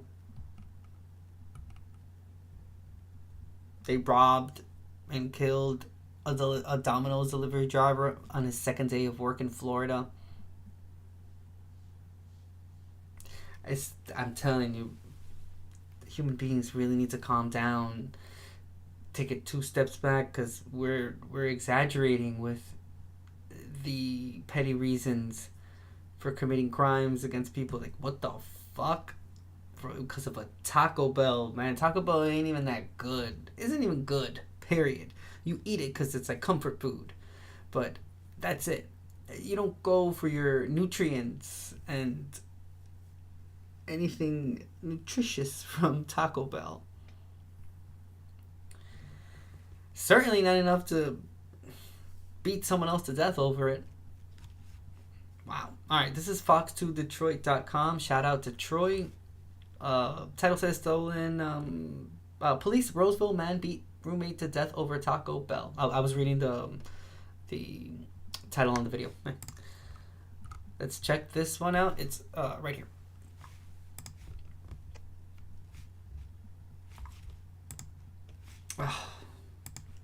Sorry, you guys know I have the video blocker. This home may look peaceful, but on Wednesday night, police say it was anything but. There was a murder over Taco Bell. A 72-year-old man is dead. His roommate behind bars. Oh, God, it scared the hell out of me. It really did. There's blood all over upstairs. Bob and Larry can't believe it. Police say their roommate, 72-year-old Dale Mitchell, was beaten to death by their other roommate, 54-year-old Mark Newsom. He's charged with second-degree murder. They say it stemmed when Mark accused Dale of stealing his Taco Bell. To think that fight over food would escalate to murder, I mean, it's inconceivable. Bob and Larry say they were both trying to sleep when the fight broke out at their boarding home off Waldorf Street in Roseville. I heard a kabang. It like the dresser was being thrown down. Then voices. Why are you doing this? Why are you doing this? Leave me alone. And quit, please quit. And that's what I heard. It's just senseless. I trusted Mark as my friend. I could never believe that he would have done something like that. If we've come to grips with life about fighting and killing somebody over a taco or food itself, there's got to be more to life than that. Prosecutor Pete Lucido says if convicted, Newsom could spend the rest of his life behind bars, all over a taco. It would have been a lot easier to walk away. Newsom is being held at Macomb County Jail. His next court date is set for February 14th. Reporting in Roseville, Scott Walchek, Fox. I agree with him. It's easier to just walk away. That's it. Just you ate the Taco Bell, man. That's it. Mind you, he was, 18 years younger than the person that he beat up for the Taco Bell. So, we can't glaze over the idea that he literally committed elderly abuse. Sorry, that's my cat. Committed elderly abuse against someone because of a Taco Bell. Just putting it out there. Fast food. Very sad. Very sad indeed. Alright, moving on. Oh my goodness. We're going to Portland. Title says, woman found guilty but insane for pushing young child onto train tracks. True Crime Daily published February 2nd, 2024. I think the title has a typo. It's in Oregon. It says a woman will spend a maximum of 10 years in a state-run psychiatric facility after she was found guilty of pushing a 3-year-old girl onto train tracks. The Multnomah County District Attorney's Office announced Wednesday, January 31st, that 33-year-old Brianna Workman was found guilty, except for insanity on charges of first-degree attempted assault, third-degree assault, interfering with public transportation, disorderly conduct, and recklessly endangering another person. On December 28th, 2022, Workman was standing near a mother and her child at the Gateway Transit Center MAX platform in northeast Portland. Workman shoved the 3-year-old without provocation onto the MAX tracks. The girl reportedly fell face first into the metal rail and rocks. Bystanders, however, quickly rescued her from the tracks. The district attorney's office said the girl had a severe headache and red mark on her forehead after the incident. Multnomah County judge ordered Workman to be placed into the care of the Psychiatric Security Review Board, and she will be in custody at the Oregon State Hospital for up to 10 years. Holy shit. Wow, this has to be part of a video. Let's see if we can find this.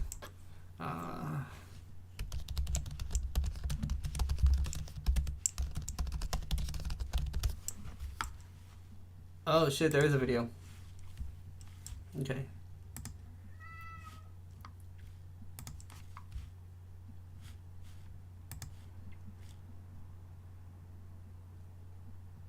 Oh shit, no way.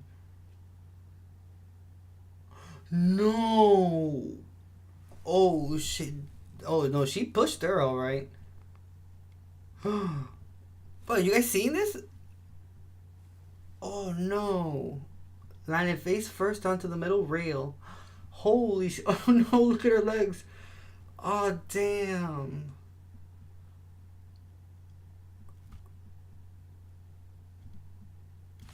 Bro, what the hell?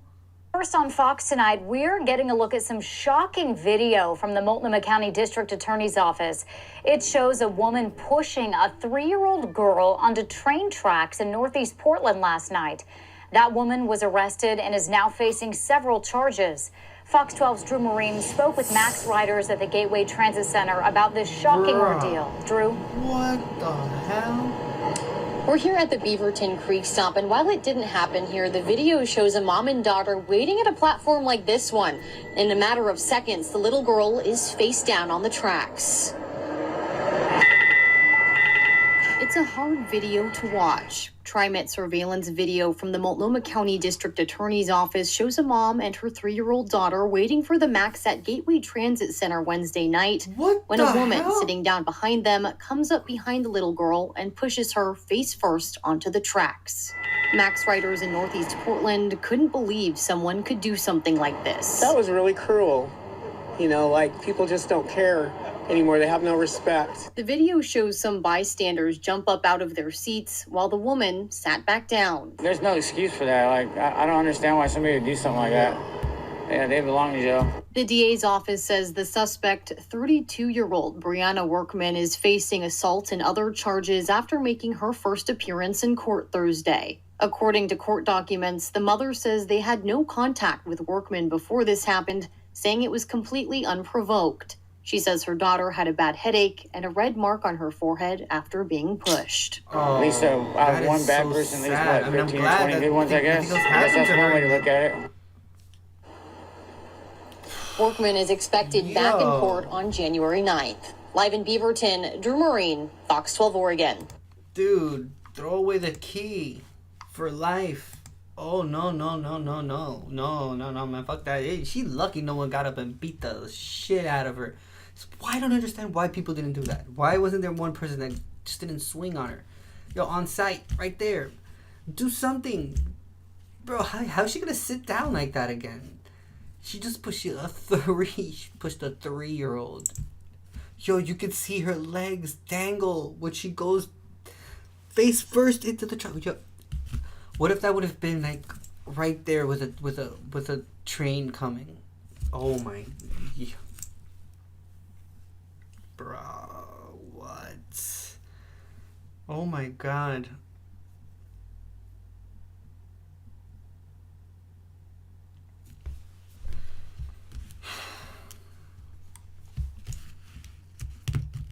Insanity. Wow. She got me a little nervous and everything. Like, oh my god, dude, she like really, she pushed the kid. She pushed the kid like onto train tracks. Wow.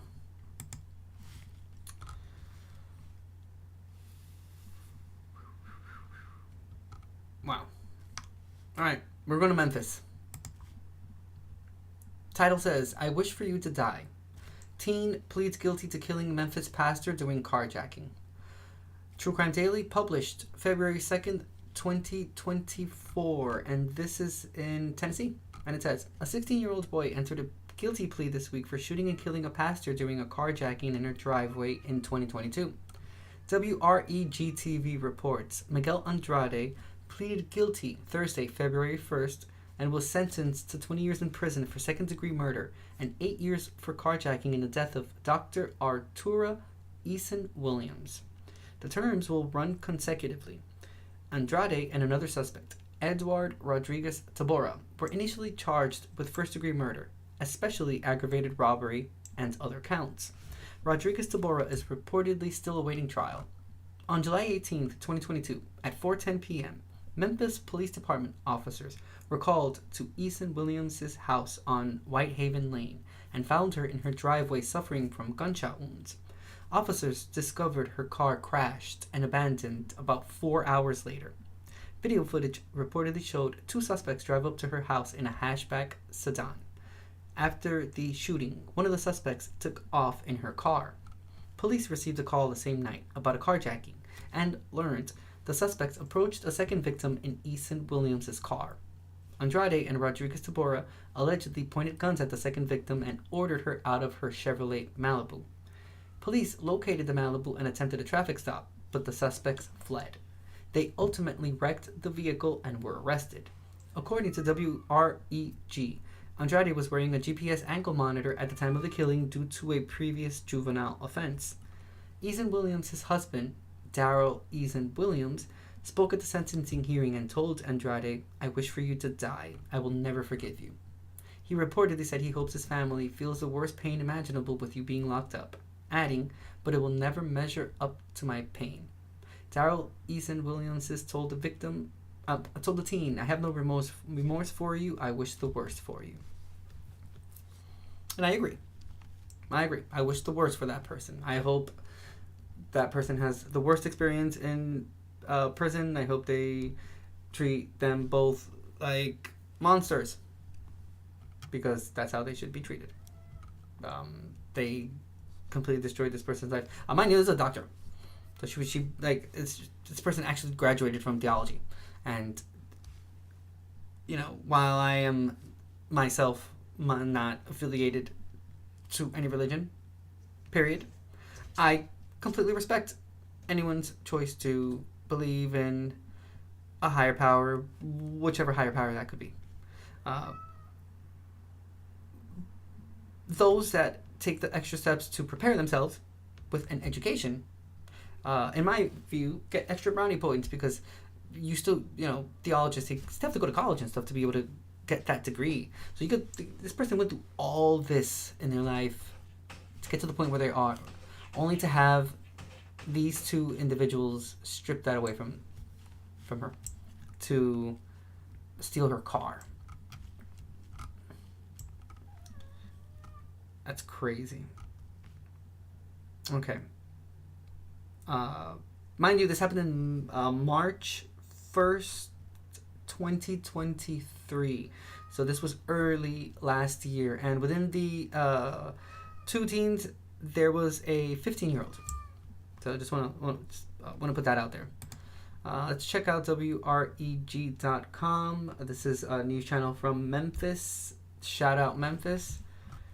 But it does not have it does have a video. Cool. Let me unblock the video. No, I don't want notifications.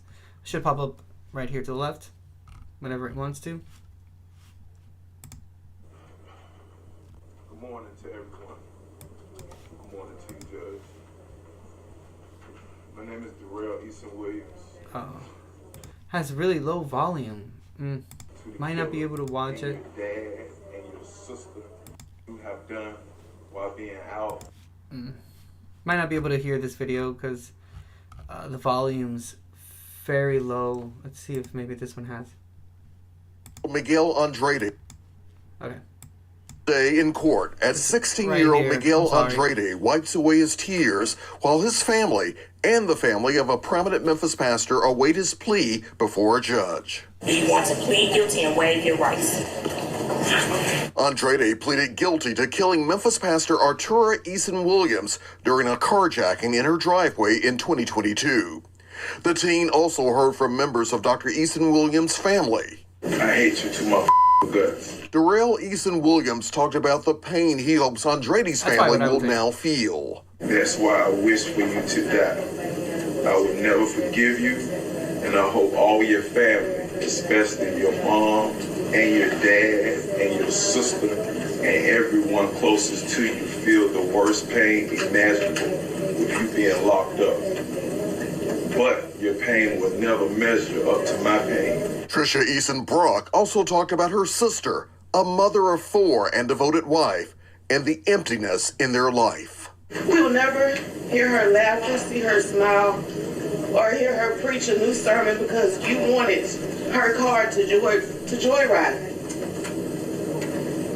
I hope you get the max sentence for your crimes. You are a disgrace. I have hated seeing you out living your life while my sister is dead. Andrade will now serve 20 years on a charge of second-degree murder and an 8-year sentence on a carjacking charge. I think that he knows that he has to attribute for his crime, and he's willing to go and serve the time. As a family and community remember the legacy of Dr. Artura Eason Williams. She will forever be missed. She did everything for the betterment of this community, and it was a huge loss for everyone here. I believe that justice was done in this case. Alex Coleman, WREG-TV, News Channel 3. That's the thing. We don't know the impact that they have on another person's life. That's why there's people speak so highly of other people, because they were someone's mom, they were someone's daughter, sister, cousin, friend, best friend, neighbor. I don't know, man. That's insane. He was wearing a GPS ankle monitor. So he was already in juvie for something else. Yikes. Very sad. Hope they get life in prison. Don't let him out. Alright. Moving on to the next case. Remember, I have a Discord. Discord.com/KAS True Crime. So a little quick pause to remind you, it's free. You just have to create an account. We watch movies, horror movies, true crime movies, thrillers, documentaries, conversations. I want to start trivia night. I just need more people in there, so join that Discord. Again, it's at KAS True Crime. You can just Google it, or link is in the description box if you're watching me on YouTube. If you're watching me on Twitch, it's in the About section. If you're watching me on Facebook, it is in the description box of the live stream, or you can head on over to the page and there should be a link there, and just drop a like there and a follow. You can use your Amazon Prime if you want to further support me on Twitch. You can subscribe to my Patreon. It's $1 a month, and it includes a whole bunch of benefits, including audio versions of episodes, including this one. It will be available for Patreon members to indulge in and listen to.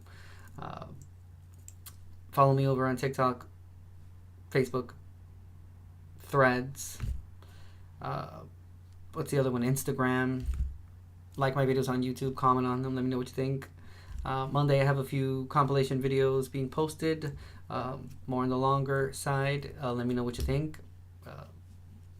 It's for your entertainment. Everything I do is for the hope of sparking interest and conversation through entertainment.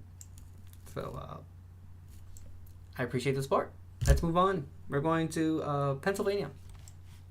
Title says, skull found by boy in Pennsylvania identified as missing wanted man. True Crime Daily published February 2nd, 2024. And this is in Amity Township. And it says, investigators recently identified a skull found in 2022 as a man wanted on suspicion of the 2004 attempted murder of his wife, according to a news release from the Berks County District Attorney's Office. On Saturday, April 30th, 2022, a boy located a human skull in a pond near his home in the area of Pine Lane. The minor was 13 years old at the time, WPVI-TV reports. Investigators further researched the pond 2 separate times, but failed to find additional skeletal remains. Amity Township Police and District Attorney's Office detectives suspected the skull was that of Roger Hart of Pottstown, Pennsylvania. Hart was reportedly charged with the attempted murder of his wife in their home in April 2004. According to the District Attorney's Office, he fled the scene and hadn't been seen since. He remained a wanted man. Shortly after the alleged attack on his wife, investigators located Hart's unoccupied vehicle near the area of Pine Lane with his car keys and wallet in the front seat. A neighbor reportedly told officials they saw someone matching Hart's description get out of his car and enter a wooded area nearby. Investigators sent the skull to Mercyhurst University, and they determined the skull belonged to a male and had been exposed to the elements for a period greater than 10 years.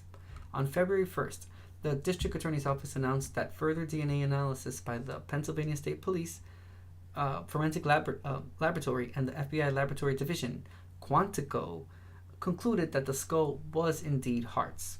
However, investigators said they could not determine a cause of death due to the condition of the skull. Oh, he bitched out. He committed a crime, killed his wife, and then he committed suicide. Probably drowned himself. I wouldn't be surprised. What a bitch. Chickened out. Alright, let's see what this video says from 6abc.com. This is in Philadelphia. It's always sunny in Philadelphia, baby. So, shout out Pennsylvania. Title says, skull found in Berks County Pond is that of man who attempted to kill wife in 2004. Wait, attempted or killed? What do you mean? Attempted murder. So, in their home, and according to he fled the scene. Okay, so he didn't get to kill her. She or someone called the cops, and he bitched out, and he didn't want to face consequences. So, okay, he tried to kill her, but he did not kill her. A very bizarre turn when a 13-year-old found a human skull in a retention pond. Well, tonight, investigators are still trying to identify those human remains. Action News reporter Walter Perez, live for us now along Pine Road with this story. Walter.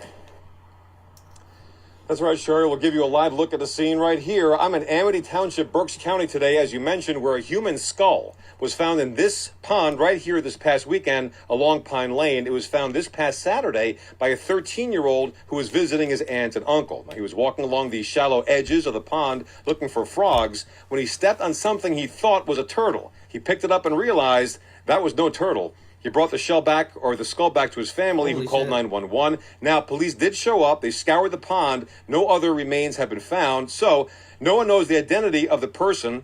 No one knows how long the skull was in this pond. And no one knows how it ended up here in the first place. Also, no one knows where the rest of the remains might be. That 13-year-old, Dylan Bond, says it turned into quite a scene here.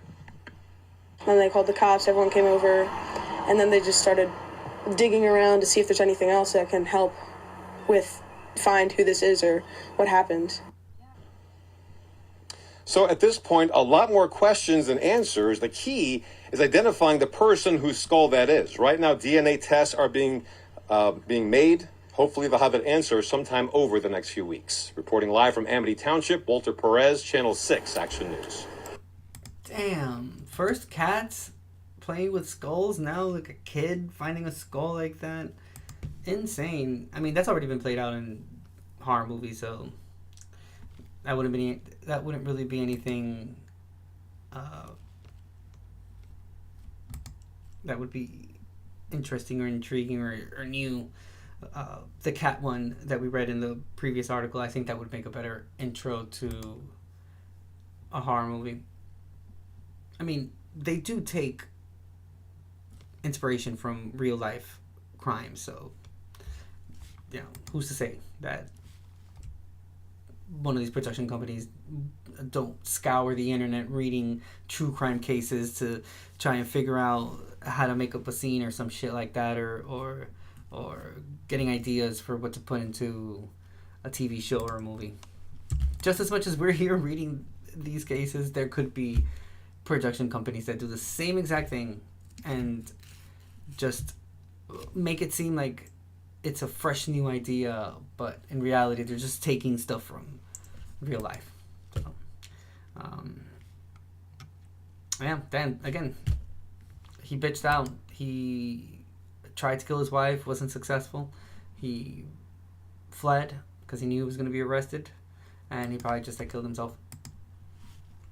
I mean, there were witnesses seeing him enter the wooded area, so yeah, pretty sure he went in there to off himself.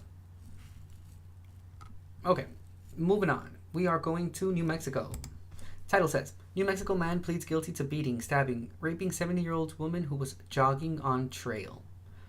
True Crime Daily published February 1st, 2024, and this is in Albuquerque. And it says, a man pleaded guilty this week to charges related to the 2022 sexual assault and stabbing of an elderly woman who was jogging with her dog on a trail. Bernalillo County District Attorney Sam Bregman announced January 30th that Reginald Hall pleaded guilty during his trial this week to criminal sexual penetration resulting in great bodily harm, criminal sexual penetration with a deadly weapon, 3 counts of aggravated battery, and cruelty to animals. According to KRQE-TV, a judge sentenced Hall to 49 years in prison with 19 years suspended. On August 19th, 2022, at around 7:30 a.m., Bernalillo County Sheriff's Office deputies responded to the area near 2nd Street and Woodward Road southwest on the Bosque Trail to a report of a stabbing. The reporting party reportedly saw a man, later identified as Hall, who was 19 at the time, pulling a 70-year-old woman into a canal. This witness confronted Hall, snapping photos of him, and then the suspect fled the scene on a scooter. According to the sheriff's office, bystanders helped the woman get out of the canal and led first responders to her. Deputies and fire rescue personnel provided medical aid to the victim. She was eventually transported to a hospital to treat multiple stab wounds, as well as injuries from a sexual assault. Around the same time, deputies learned of a small fire near the scene after witnesses reportedly saw Hall igniting the flames. Investigators speculated the fire began shortly before Hall attacked the victim, and it grew to a noticeable size before the sheriff's office received a report.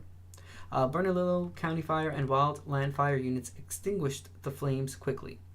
A search for Hall ensued, and at around 5:30 p.m., Albuquerque police found the suspect near the 1700 block of 2nd Street Southwest, and they took him into custody following a foot pursuit. According to the sheriff's office, the suspect had a knife and other items of evidence in his possession. Investigators interviewed Hall, and he reportedly said he started the fire because he was cold. Before sentencing, KRQE reports the victim addressed Hall, stating, I am 71 years old now, and I have been through a lot in my life. The woman continued, I don't know you, I never knew you, but I feel really bad for you.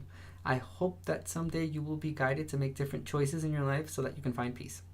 Hall must serve at least 85% of his sentence, KRQE reports. Following his release, Hall will have to register as a sex offender and serve 5 to 20 years of probation. Or you could just leave him in there. Bush, how are you tonight? Hope you're doing well. Thank you so much for being here. Hope you had a great week. And I appreciate you just listening. Do what you gotta do. Let me see. Okay, so he pulled her into the canal.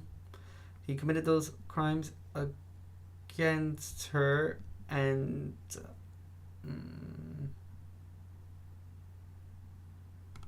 then he just started burning stuff. Okay. The victim did survive.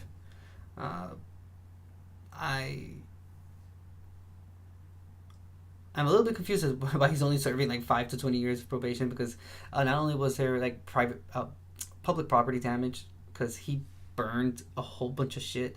I mean, he did commit those crimes against this woman. It says it right there at the beginning, and it's all I didn't even know that it could be called criminal sexual penetration. I just thought it was like straight up like rape in all like descriptions if you were like to describe what's happening, but I didn't know that there was actually something called criminal sexual penetration. Criminal sexual penetration with a deadly weapon. Interesting. Criminal sexual penetration resulting in great bodily harm. That I could understand, like, you know, is equivalent to it's equivalent to rape, but I don't know, maybe it's a typo, because it says criminal sexual penetration with a deadly weapon. So I mean, was the person using a weapon to? Is that what it is? I mean, either way, it's horrible. I'm just trying to understand the sentence a little more.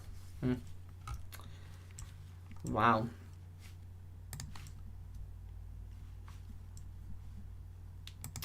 Doesn't have a video.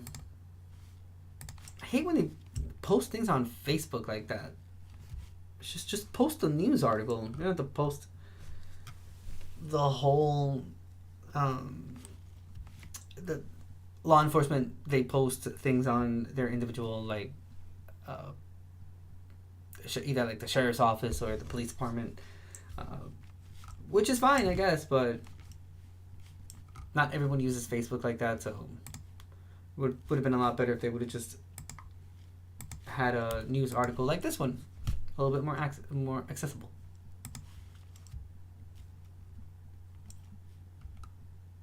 All right, we are reading from, like I said, krqe.com. This is from Albuquerque. Shout out Albuquerque.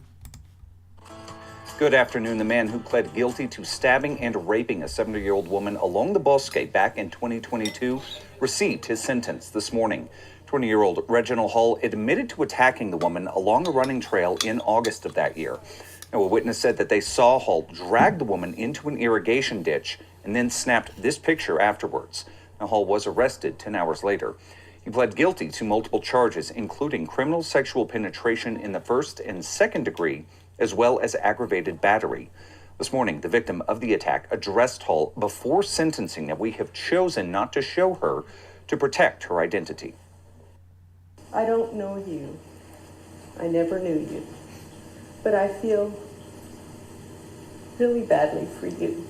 I hope that someday you will be guided to make different choices in your life so that you can find peace.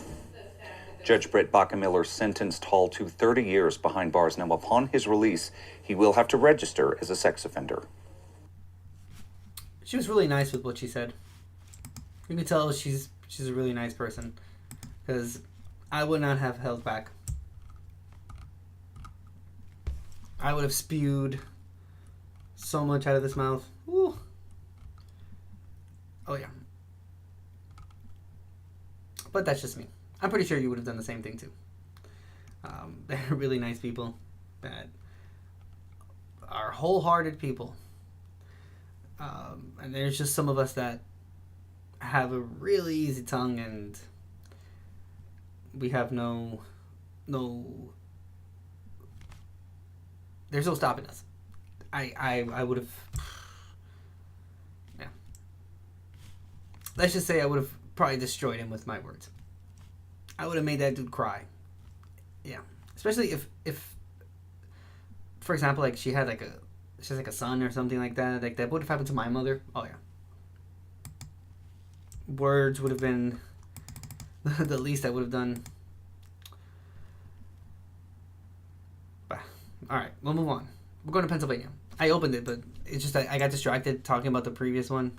I didn't even realize I had clicked on it already, but we're going to Pennsylvania. Title says, Pennsylvania mother accused of abandoning 50-year-old son to move... Let's start again. Because, I don't know, I think my neighbor's there and her dog is barking pretty loud.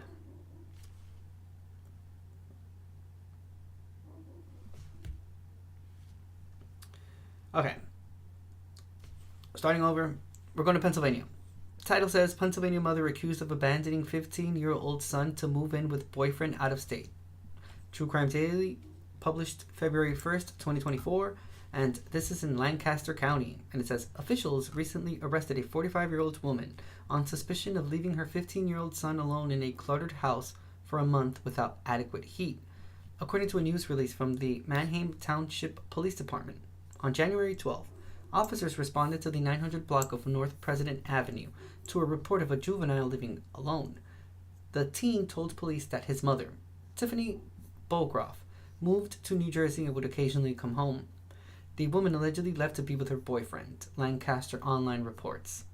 Police said the minor never knew when Bogroff would return to Pennsylvania, and they only spoke through the Facebook Messenger application.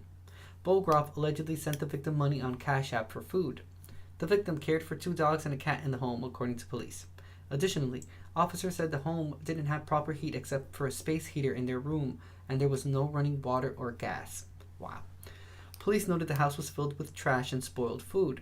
The minor reportedly attended school sometimes, but he said it was hard to wake up in the morning by himself. According to police, a relative occasionally brought the victim to the grocery store and to their home to shower and do laundry. The teen's grandmother and father allegedly live in the same county as he does, Lancaster Online reports. Officers obtained a warrant for Bogroff's arrest on one count of endangering the welfare of children. Pennsville Township Police in New Jersey located and apprehended Bogroff on Saturday, January 27th.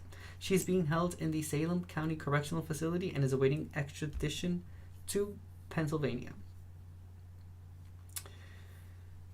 Wow, Mom of the Year. And in her head, she probably thinks that because she was sending that money through Cash App, that she was doing her fair share there, and that's it, that seals the deal, and that 15-year-old could live by themselves and take care of themselves, and she wants to be with the person that she wants to be. And yeah, I'm glad she's in jail. That's a horrible thing to do. What a horrible person. Not even like what a horrible mother, but what a horrible person in and of itself. Like, there's so many people, and men and women, that abandon their kids like to be with someone. That is such a crappy thing to do.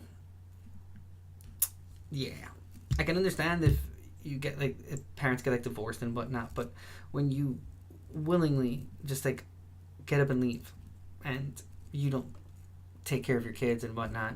I mentioned this documentary here before, but that Love Is One, it's on, I think it's Hulu or HBO Max. I don't know which streaming service it's on, but the blue-gray hair lady, the blue-gray skinned lady, before she went cuckoo and started doing the whole juju, voo-voo, boo-boo shit, she was like a regular old housewife.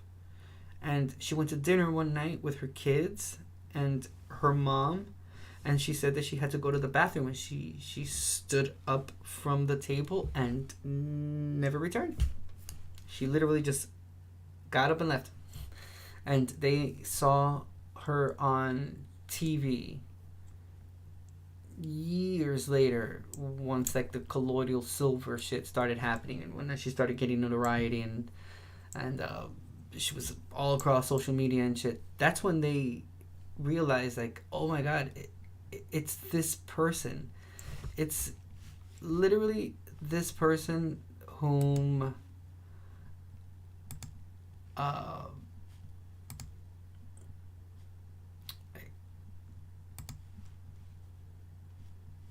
sorry, let me just really quickly as a ban a comment real quick. It's scammers and shit. So yeah.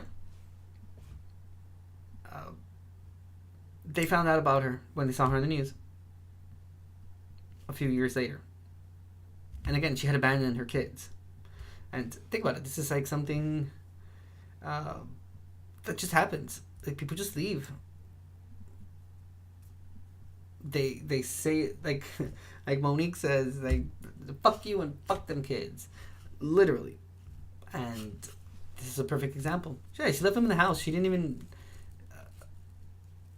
think about the fact that she could eventually be arrested for this. He's still a minor. You can't get around not taking care of your child. But then on the other hand, you get the other case that we read about, the DCF and the child in a house with people that were not even their foster parents. They weren't even registered. So it's like, damn, you can't win. Can't win at all, huh? It's crazy. Alright, we're going to do these last three. First one of three, we're going to Miami.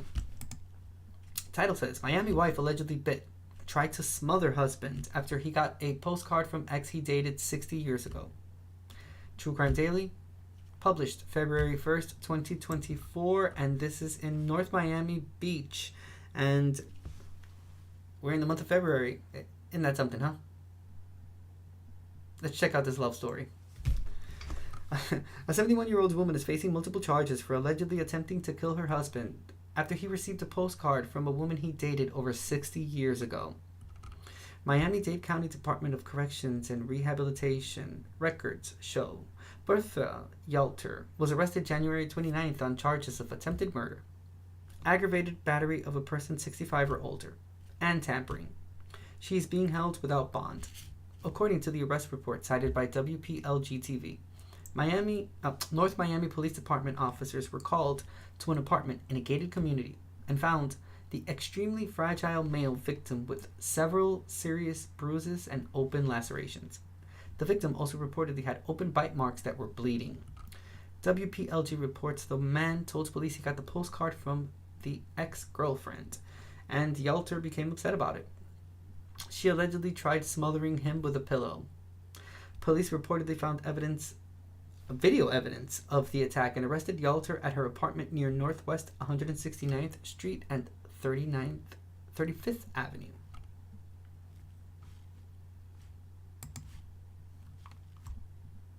Would this fall under the category of a crime of passion? How jealous you have to be over someone that this person dated 60 years ago. Why did she send him a postcard though? Like, was she trying to start something? Because if that was the plan, she started something, all right. I can tell you that much. She tried to smother him with a pillow. You're mine. You're only mine. Love can make you do crazy things. It really can. Jealousy can also make you do some crazy ass things too. Hence, evidence number one here. Who knows what that postcard said? Could you imagine that the postcard was like a one of those standard like Christmas postcards that just says like happy, Merry Christmas, the Happy Holidays. I don't know, man. Maybe he had a picture of like the, like people send out like Christmas pictures and stuff. But maybe it was like a Christmas picture of like the family and shit. And this lady got all jealous. What the fuck is this woman? You're cheating on me. And lo and behold, try to kill him. Try to smother him with a pillow. Probably told him afterwards, like, you made me do this. This is what love does. I love you. I love you. This is what love does. People that are in love, they do these type of things.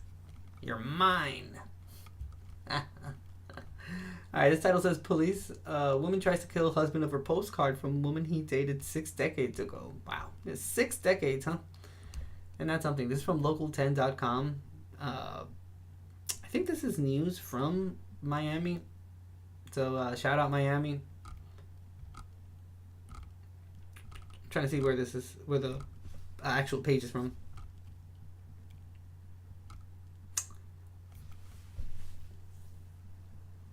Bro.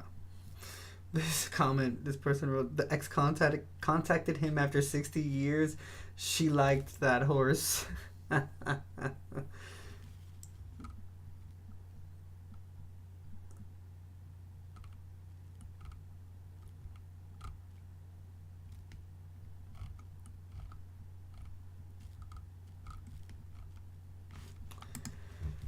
People pull information out of their asses just to sound smart, like they're saying something, but like, I'm not going to repeat the comment that I just read there, but wow, you can just tell that that person has never read a book in their life. You can tell that that person is just consuming specific news sources that are feeding them these just really irrational things. I just want to make something very clear that, you know, there's like a lot of mental illnesses that have existed for a very long time. It's not a new thing. Like, dementia is not something that just started. That's what I read. That person is like comparing like dementia with, like, because it's coming because of political parties. It's something that has always existed, my guy. It exists. It exists. Yeah. It's not something that just started. It's not something that is... I read someone on... I saw a video on someone on TikTok that was saying that, like, now, like, she was telling people to not wear glasses because they're unnecessary. I don't know, man.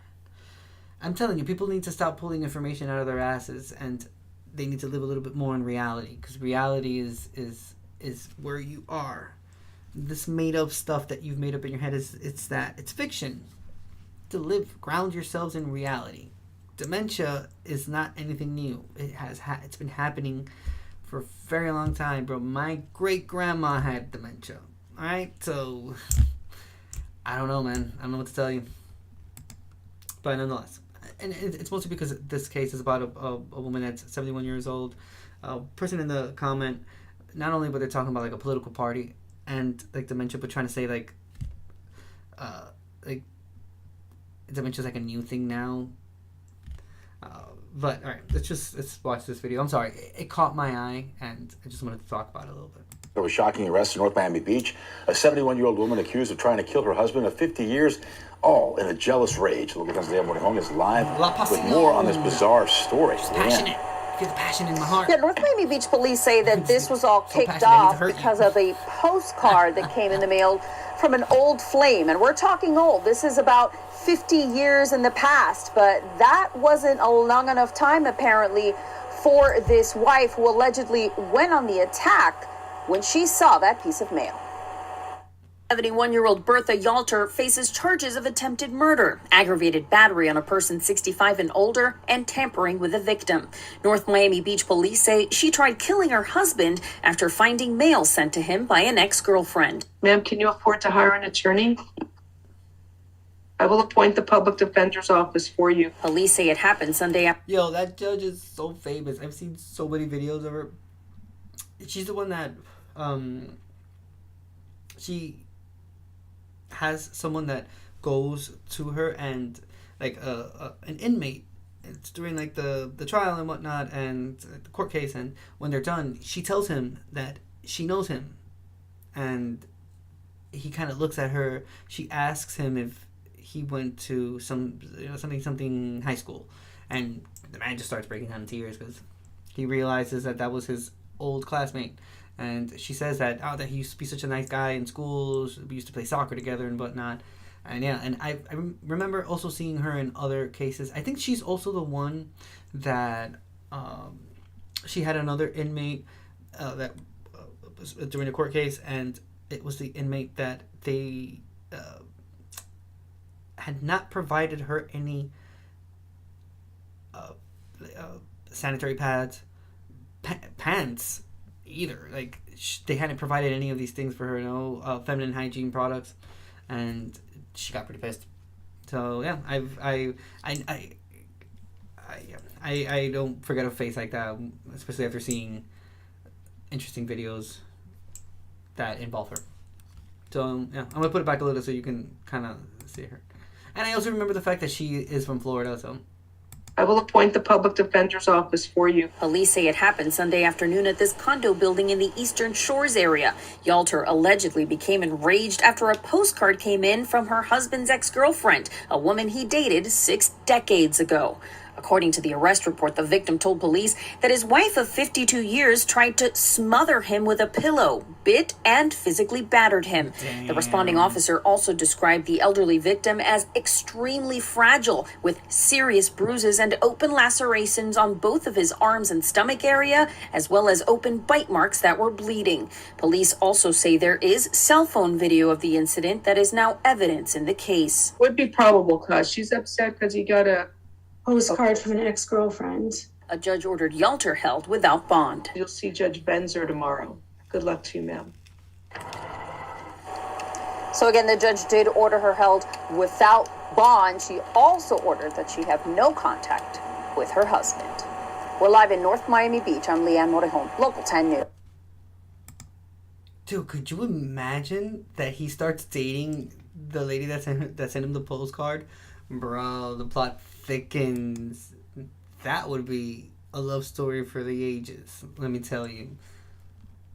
And it's all her fault. She went in a jealous rage, and the man was like, you know what, I don't need this shit in my life.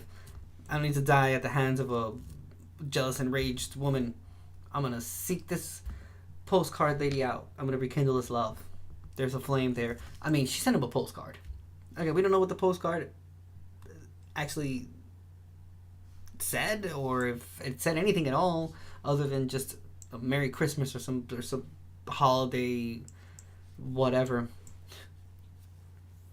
But I know we're never gonna get an update on this case, but wow, I sure do hope that something pops up like that, or some way somehow we end up finding out that they ended up matching and they're now dating.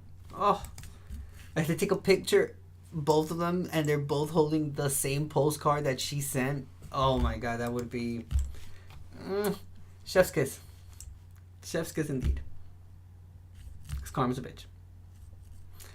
Alright, moving on. We're going to Georgia.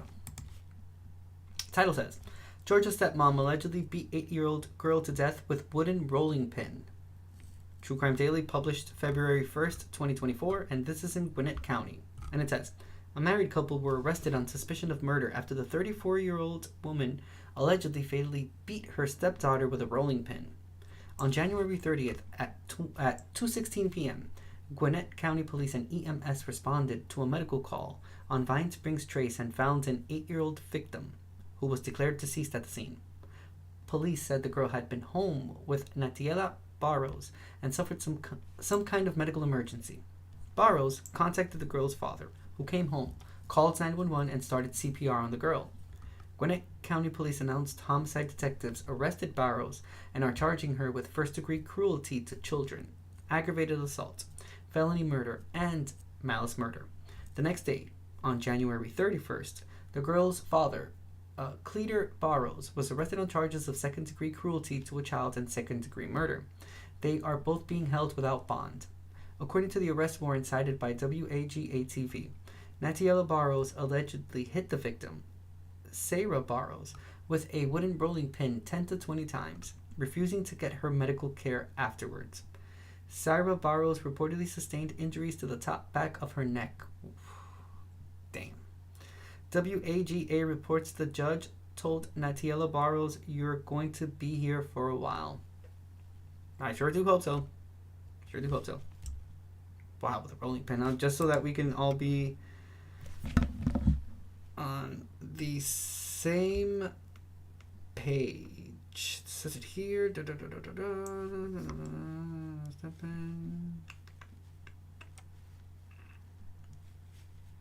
Wooden rolling pin. No, they didn't say the the side. So this is a rolling wooding pin. I'll make it just a little bigger so you can see it. Used in baking, flatten things.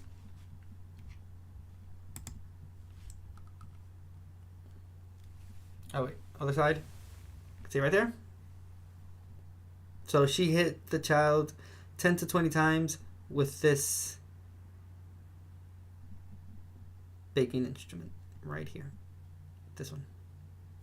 20 times. 10 to 20 times. Know how hard this is. So yeah. This is from Fox5Atlanta.com. Title says, father, stepmom charged with murder in Gwinnett. 8-year-old girl's beating death denied bond. Wow. No commas, huh? Well, they had the comma at the beginning. So it's father, comma, stepmom charged with murder in Gwinnett. 8-year-old girl's beating death denied bond. That's tongue twister. Tongue twister right there. Shout out Atlanta. Shout out ATL. Let's see what this video is about.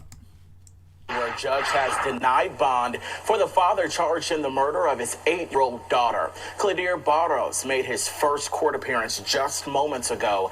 He faces charges of murder in the second degree and cruelty to a child. His court appearance comes just one day after the girl's stepmother faced a judge.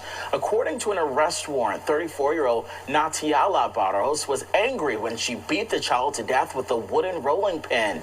Afterwards, investigators say she called her husband, but she never dialed 911. She faces charges of felony murder, malice murder, cruelty to children, and aggravated assault. Holy cannoli. Surprised she didn't break the little girl's neck back here. Wow. I mean, they didn't really get into specifics, but they just mentioned that she sustained injuries to the top back of her neck. Wow, it's right there. Holy shit.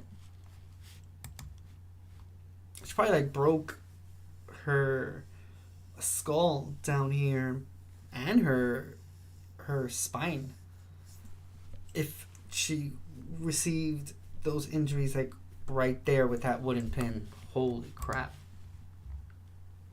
Wow, very sad. Very sad indeed. We're going to Missouri. Title says, Missouri mother charged after her son fell out of 17th story window and died. True Crime Daily published February 1st, 2024. And this is in Kansas City. And it says, Jackson County prosecutors are charging a 27-year-old mother after her 5-year-old son fell out of an upper story window and suffered catastrophic damage to his head and body in November. The Jackson County Prosecutor's Office announced this week that Corinne O'Connor was arrested and charged with first-degree endangering the welfare of a child because she failed to provide a livable, habitable dwelling for her son.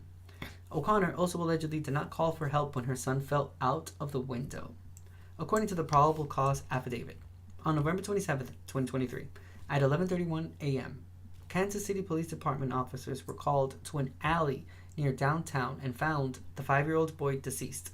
He had massive head trauma and a broken and twisted right leg. Wow. He was wearing an inside-out shirt that was on backwards, rolled jeans, and socks without shoes. Police noted an open window on the 17th floor and said it was the sole window open on the entire back wall of the apartment building.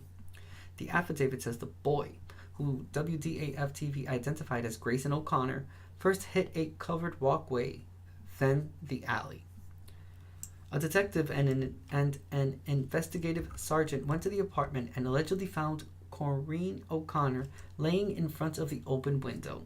She allegedly told the sergeant her son went out the window. The affidavit says a resident walking out of the basement discovered the young boy.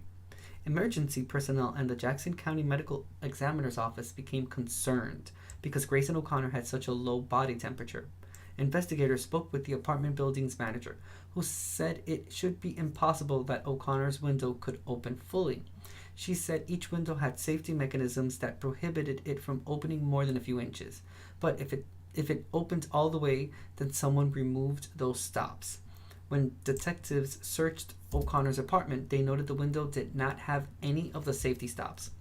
Officials obtained a search warrant for the apartment, which was unkept and unsanitary. According to the affidavit, the apartment was littered with feces, trash, food, and clothing. There was a small mattress covered in food in the living room and a larger mattress on the kitchen floor. Detectives noticed a copious amount of chocolate on the open windowsill and exterior of the window, which was dripping over the edge down to the ground 17 stories below. The interior sill was also covered in chocolate handprints. Investigators found chocolate syrup bottles and other chocolate stains around the apartment. The majority of the other windows in the apartment reportedly had the safety mechanisms that prevented them from opening more than 6 inches, while 2 windows would not open at all. The living room window was the only one without the stop. Court records show the apartment's management company filed an immediate eviction notice against O'Connor. The notice said the window stops had been carelessly removed and that the apartment was deemed to be uninhabitable by the state due to the very poor sanitary conditions.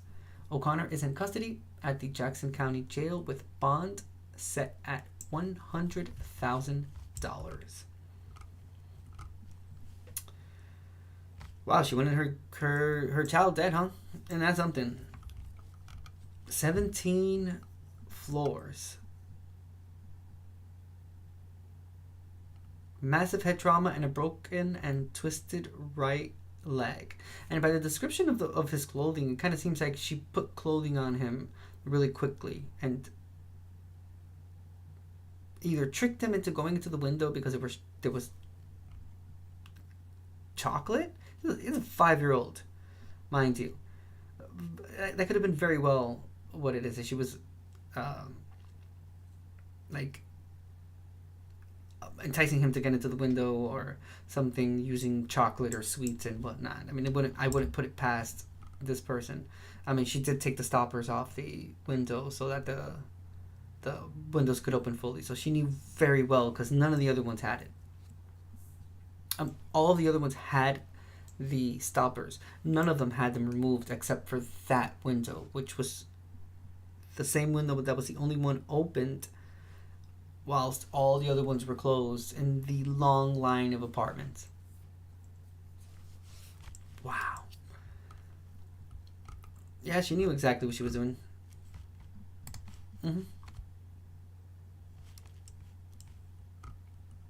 Aw, dang. Look at the kid. So sad.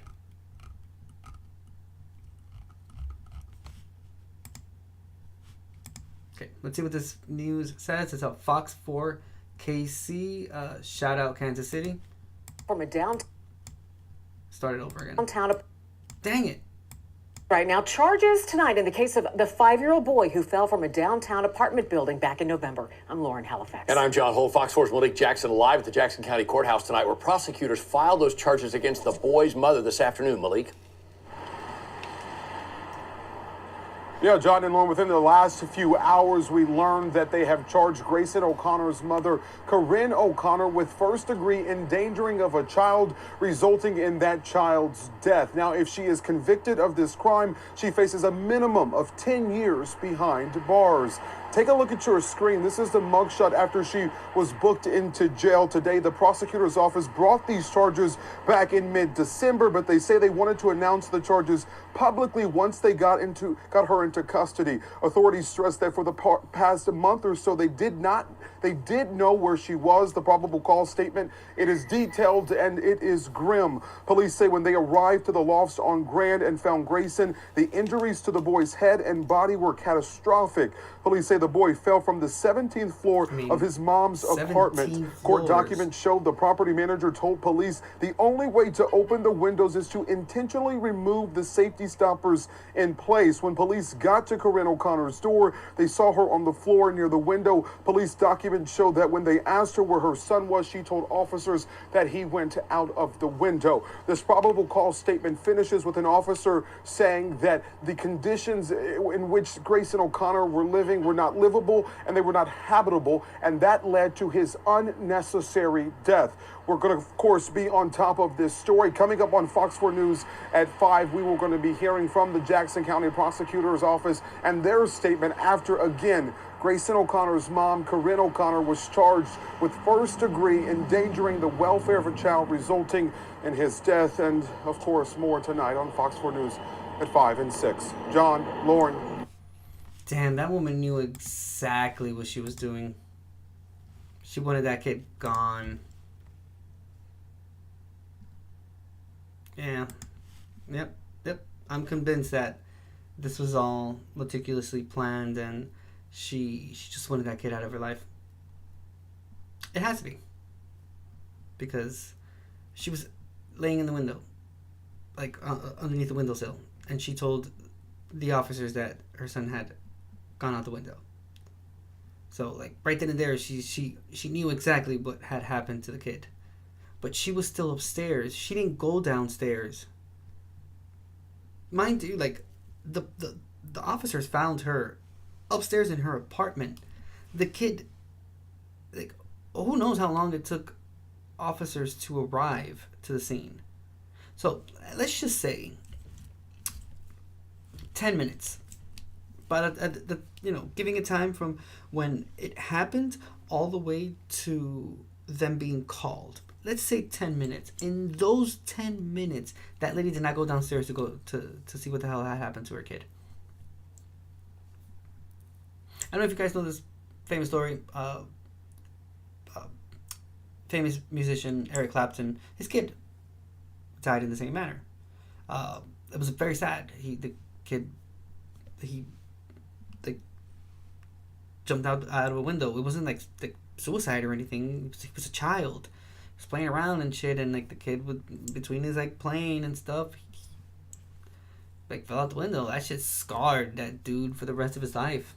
That's why he made the song "Tears in Heaven."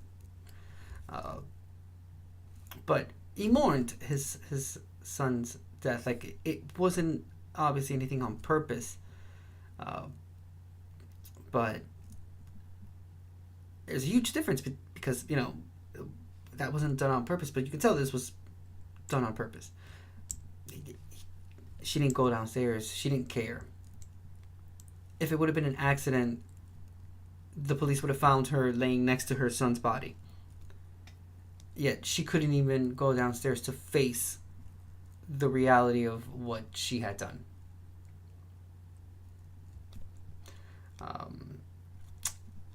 This is a very evil woman. Just want to put that out there. This right here is a very definition of evil. And why I'm so adamant of able-minded and able-bodied human beings that choose to procreate, that they should have willingly procreate. They should have some type of like psychological examinations done on them beforehand, because it's ridiculous. Let's see, I might have a little bit more time to probably do like 2 more, and just get the live stream up to 3 hours, and I'll stop there. Oh boy, you guys know how I get when they start talking about like kids and shit, and they put their pictures and whatnot. So breathe in. Gonna breathe in now. And we're gonna go to Colorado. Title says, child's remains found encased in concrete in Colorado storage unit. True Crime Daily, published February 1st, 2024. And this is in Pueblo. And it says, police are actively searching for 2 missing children after the remains of a child were discovered in concrete in a storage unit last month. On January 10th, shortly after 8:30 a.m., The Pueblo Police Department responded to the 600 block of West 6th Street to a report of suspicious activity after a person found a metal container in a storage unit that had been filled with concrete. The Pueblo Police Special Victims Unit and Crime Scene Investigations Unit went to the scene and assumed the investigation. During a search of the metal container, investigators reportedly found a child's remains. The Pueblo County coroner will identify the victim. According to police, investigators are working to locate two missing children, Jesus Dominguez and Yesenia Dominguez, in connection with the case. The children were last seen in the summer of 2018. Yesenia Dominguez was 3 years old when she disappeared and would now be 9, while her brother, Jesus Dominguez, was around 5 years old when he went missing. He would now be 10 years old. Officers wrote, Pueblo Police would like to confirm the location and safety of these children. However, law enforcement officials did not say how the children were related to the investigation. As of January 31st, police have interviewed 2 people of interest but did not disclose their names. Oh boy. Oh boy. Mark my words. Mark my words. We will hear about this case again. Remember this picture. We're gonna see this picture again, and the title is gonna say that they arrested whoever was in connection to the disappearance of these children.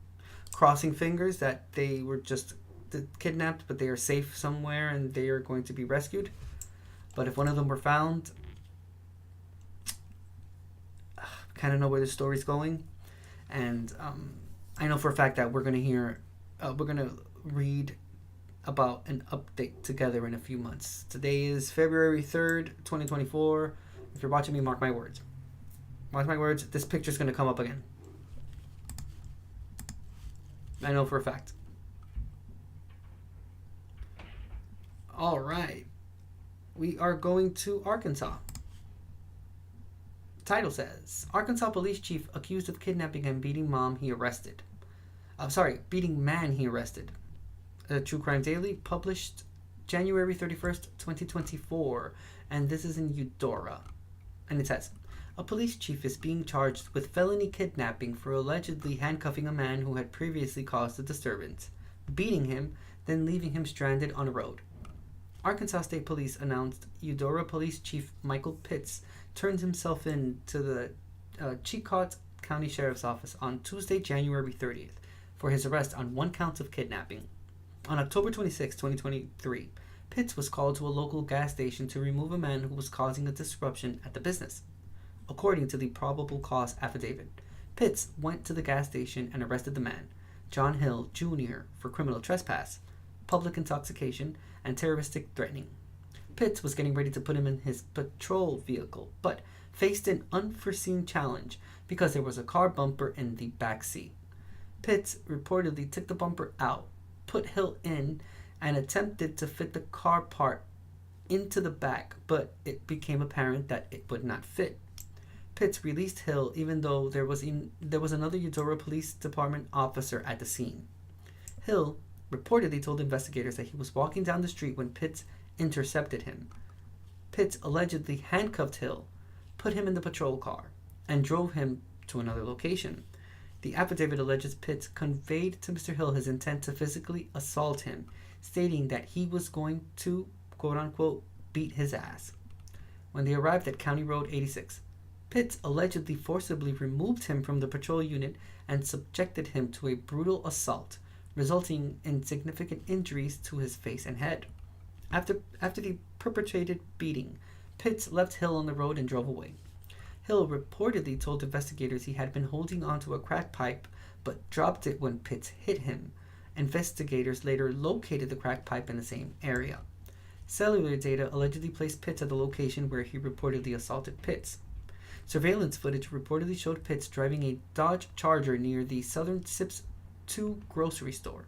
Hill said he left his hat in the vehicle, but on October 27th, he reportedly found it near the Southern Sips 2 dumpster. The 10th Judicial District Prosecuting Attorney's Office reached out to the Arkansas State Police in November and asked the Special Investigations Unit to conduct a probe into Hill's allegations. Pitts has been chief of the Eudora Police Department since April 2022. Yeesh. Listen, I do not back anything that had to do with what was the whole thing, defunding the police. No. That they need way better training. Yeah, they need way better training. Being a cop is not a job where you can have like bad apples. it's like, it's Chris Rock says it. It's like pilots. You want to get into a plane with a pilot that is not like the best of the best. That is quote unquote a bad apple or not, not the best pilot out there. You'd probably think about it like, am I really getting on this flight? Kind of the same with police officers. I in no way, shape, or form believe that human beings can be without police officers at all. But I do think that, come on now. There was a case, what was it, 200 and some odd bodies that were found? And it was like the police that were putting like burying people there and shit, and then we're like charging family members for them to. This came out in the news. This was a huge thing like a few weeks ago.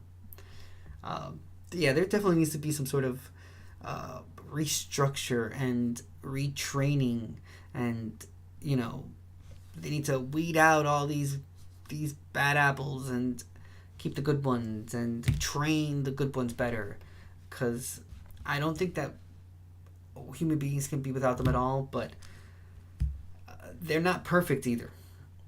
And I'm not asking for perfection, but there has to be better standards for it, because a police officer's job is really important. The moment that they take that job and they pass that threshold, and that line that's drawn between the amount of respect that's given to a police officer and then them just over exceeding their power, and literally he intercepted this person while they were walking, and he beat the shit out of him. He let him go in front of the other officers, but he later on beat him up. So it needs a better restructuring. There has to be worse consequences for police officers, so that then the good police officers understand that there are consequences, and there can be an improvement. But if they're able to get out like willy-nilly, they're not gonna fucking do anything. Like, they're not gonna reform shit because they're gonna get away with it. So that's what I think. I don't agree again with defunding police and shit. I don't think human beings are capable of living in a society and in a community without having some sort of authority, of some sort of consequences or laws and shit, rules and regulations, because we would descend into anarchy within the first minute. We would cease to exist as human beings. That's as much as I'm going to say. I think that it is really important. I just think that there has to be a better relationship between police officers, law enforcement, and the general public, and accountability for them as well. I believe in accountability. I believe in accountability for everyone. If you did the crime, you got to pay the time. But that's just wishful thinking, I guess. All right, we have about 7 minutes left. Let's try to... Oh, shit. Okay. All right, let's read this one that caught my eye first. This Nevada case, and then we're going to jump into this other one, which is a case that I had read previously a few months ago, and they're giving an update on it. So I'm telling you, updates, they pop up here, which is great. And I was curious as to... I was always curious as to what had happened with that case, but beforehand, we're going to Nevada.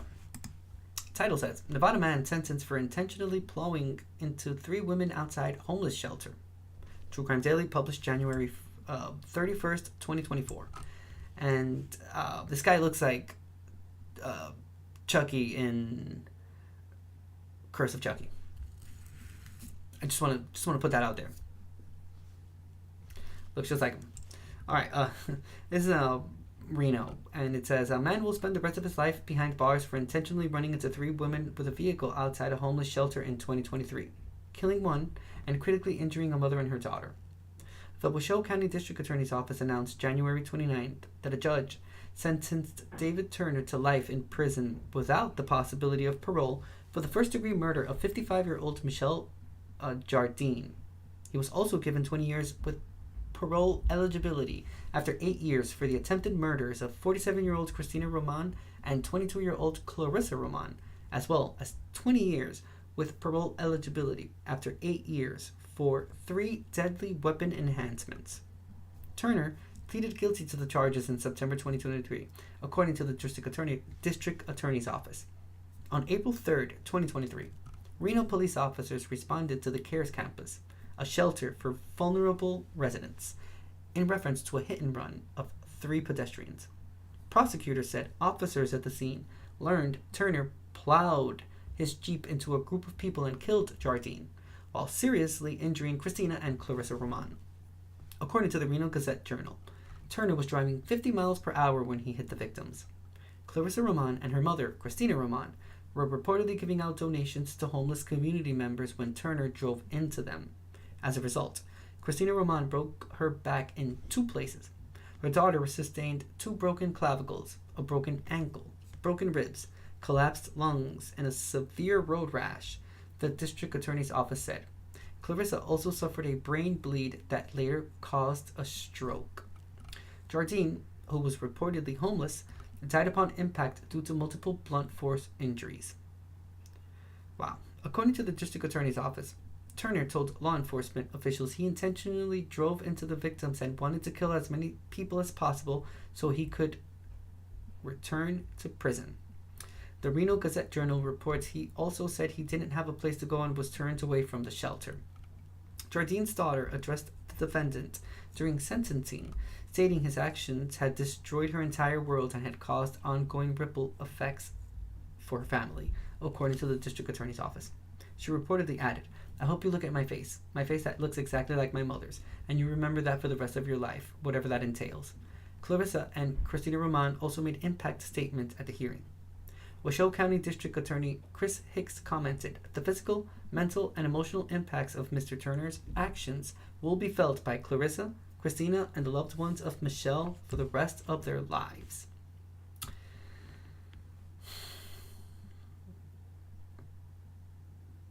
So you mean to tell me that this guy ran into 3 innocent bystanders minding their own business because he wanted to go back to jail? Is that what this article really said? Bruh. Because he wanted to go back to jail. My man, you couldn't just go like steal something? Why did it have to be taking away someone's life? Like, why does it have to be killing someone? Is life not worth anything? Bruh. That is so sad because, yo, she was...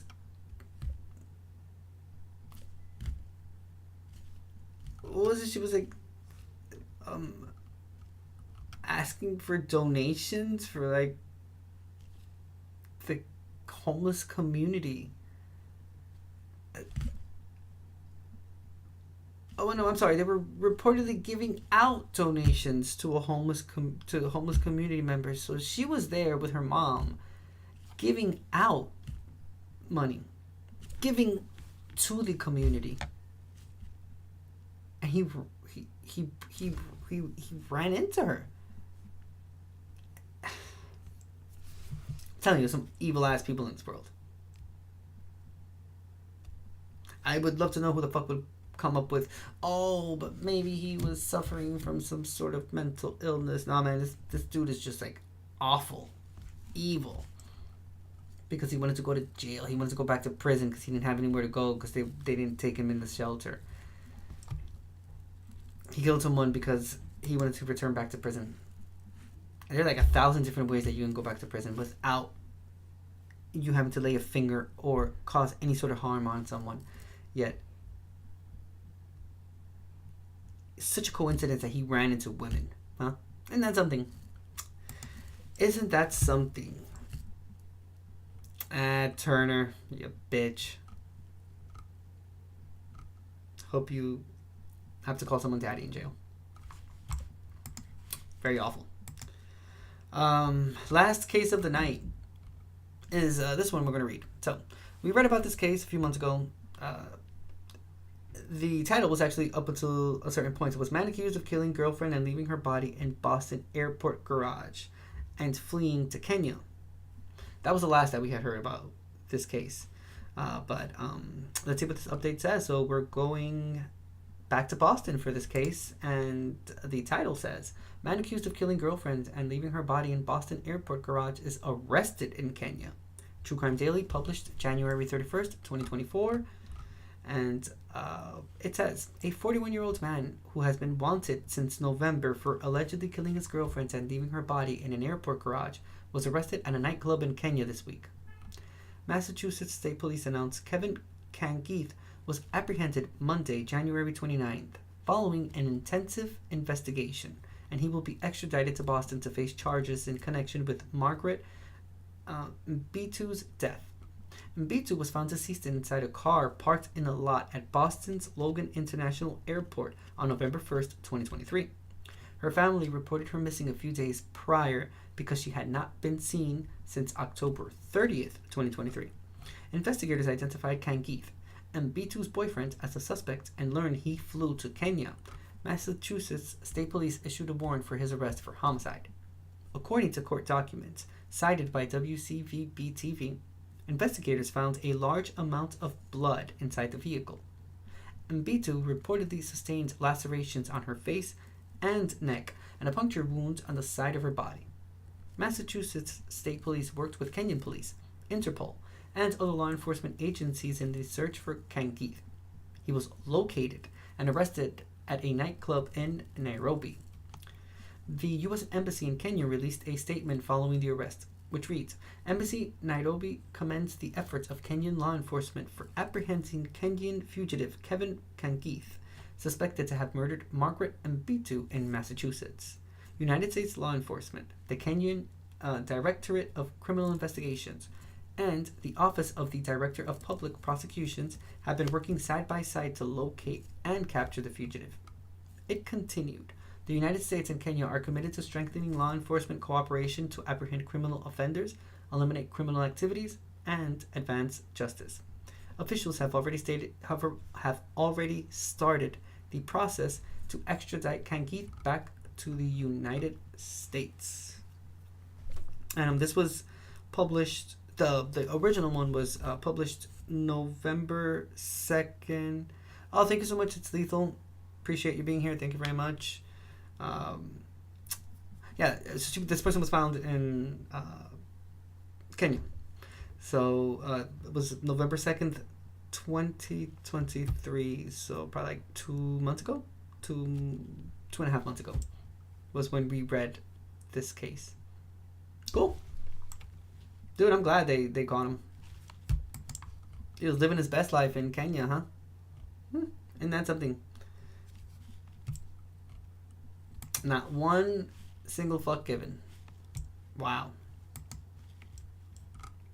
Left her like a piece of nothing in the Boston Logan International Airport.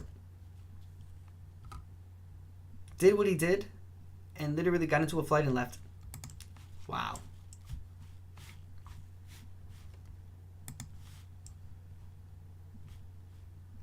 Alright. That was the last one we were going to read for tonight. Cool. Oh, this is wonderful.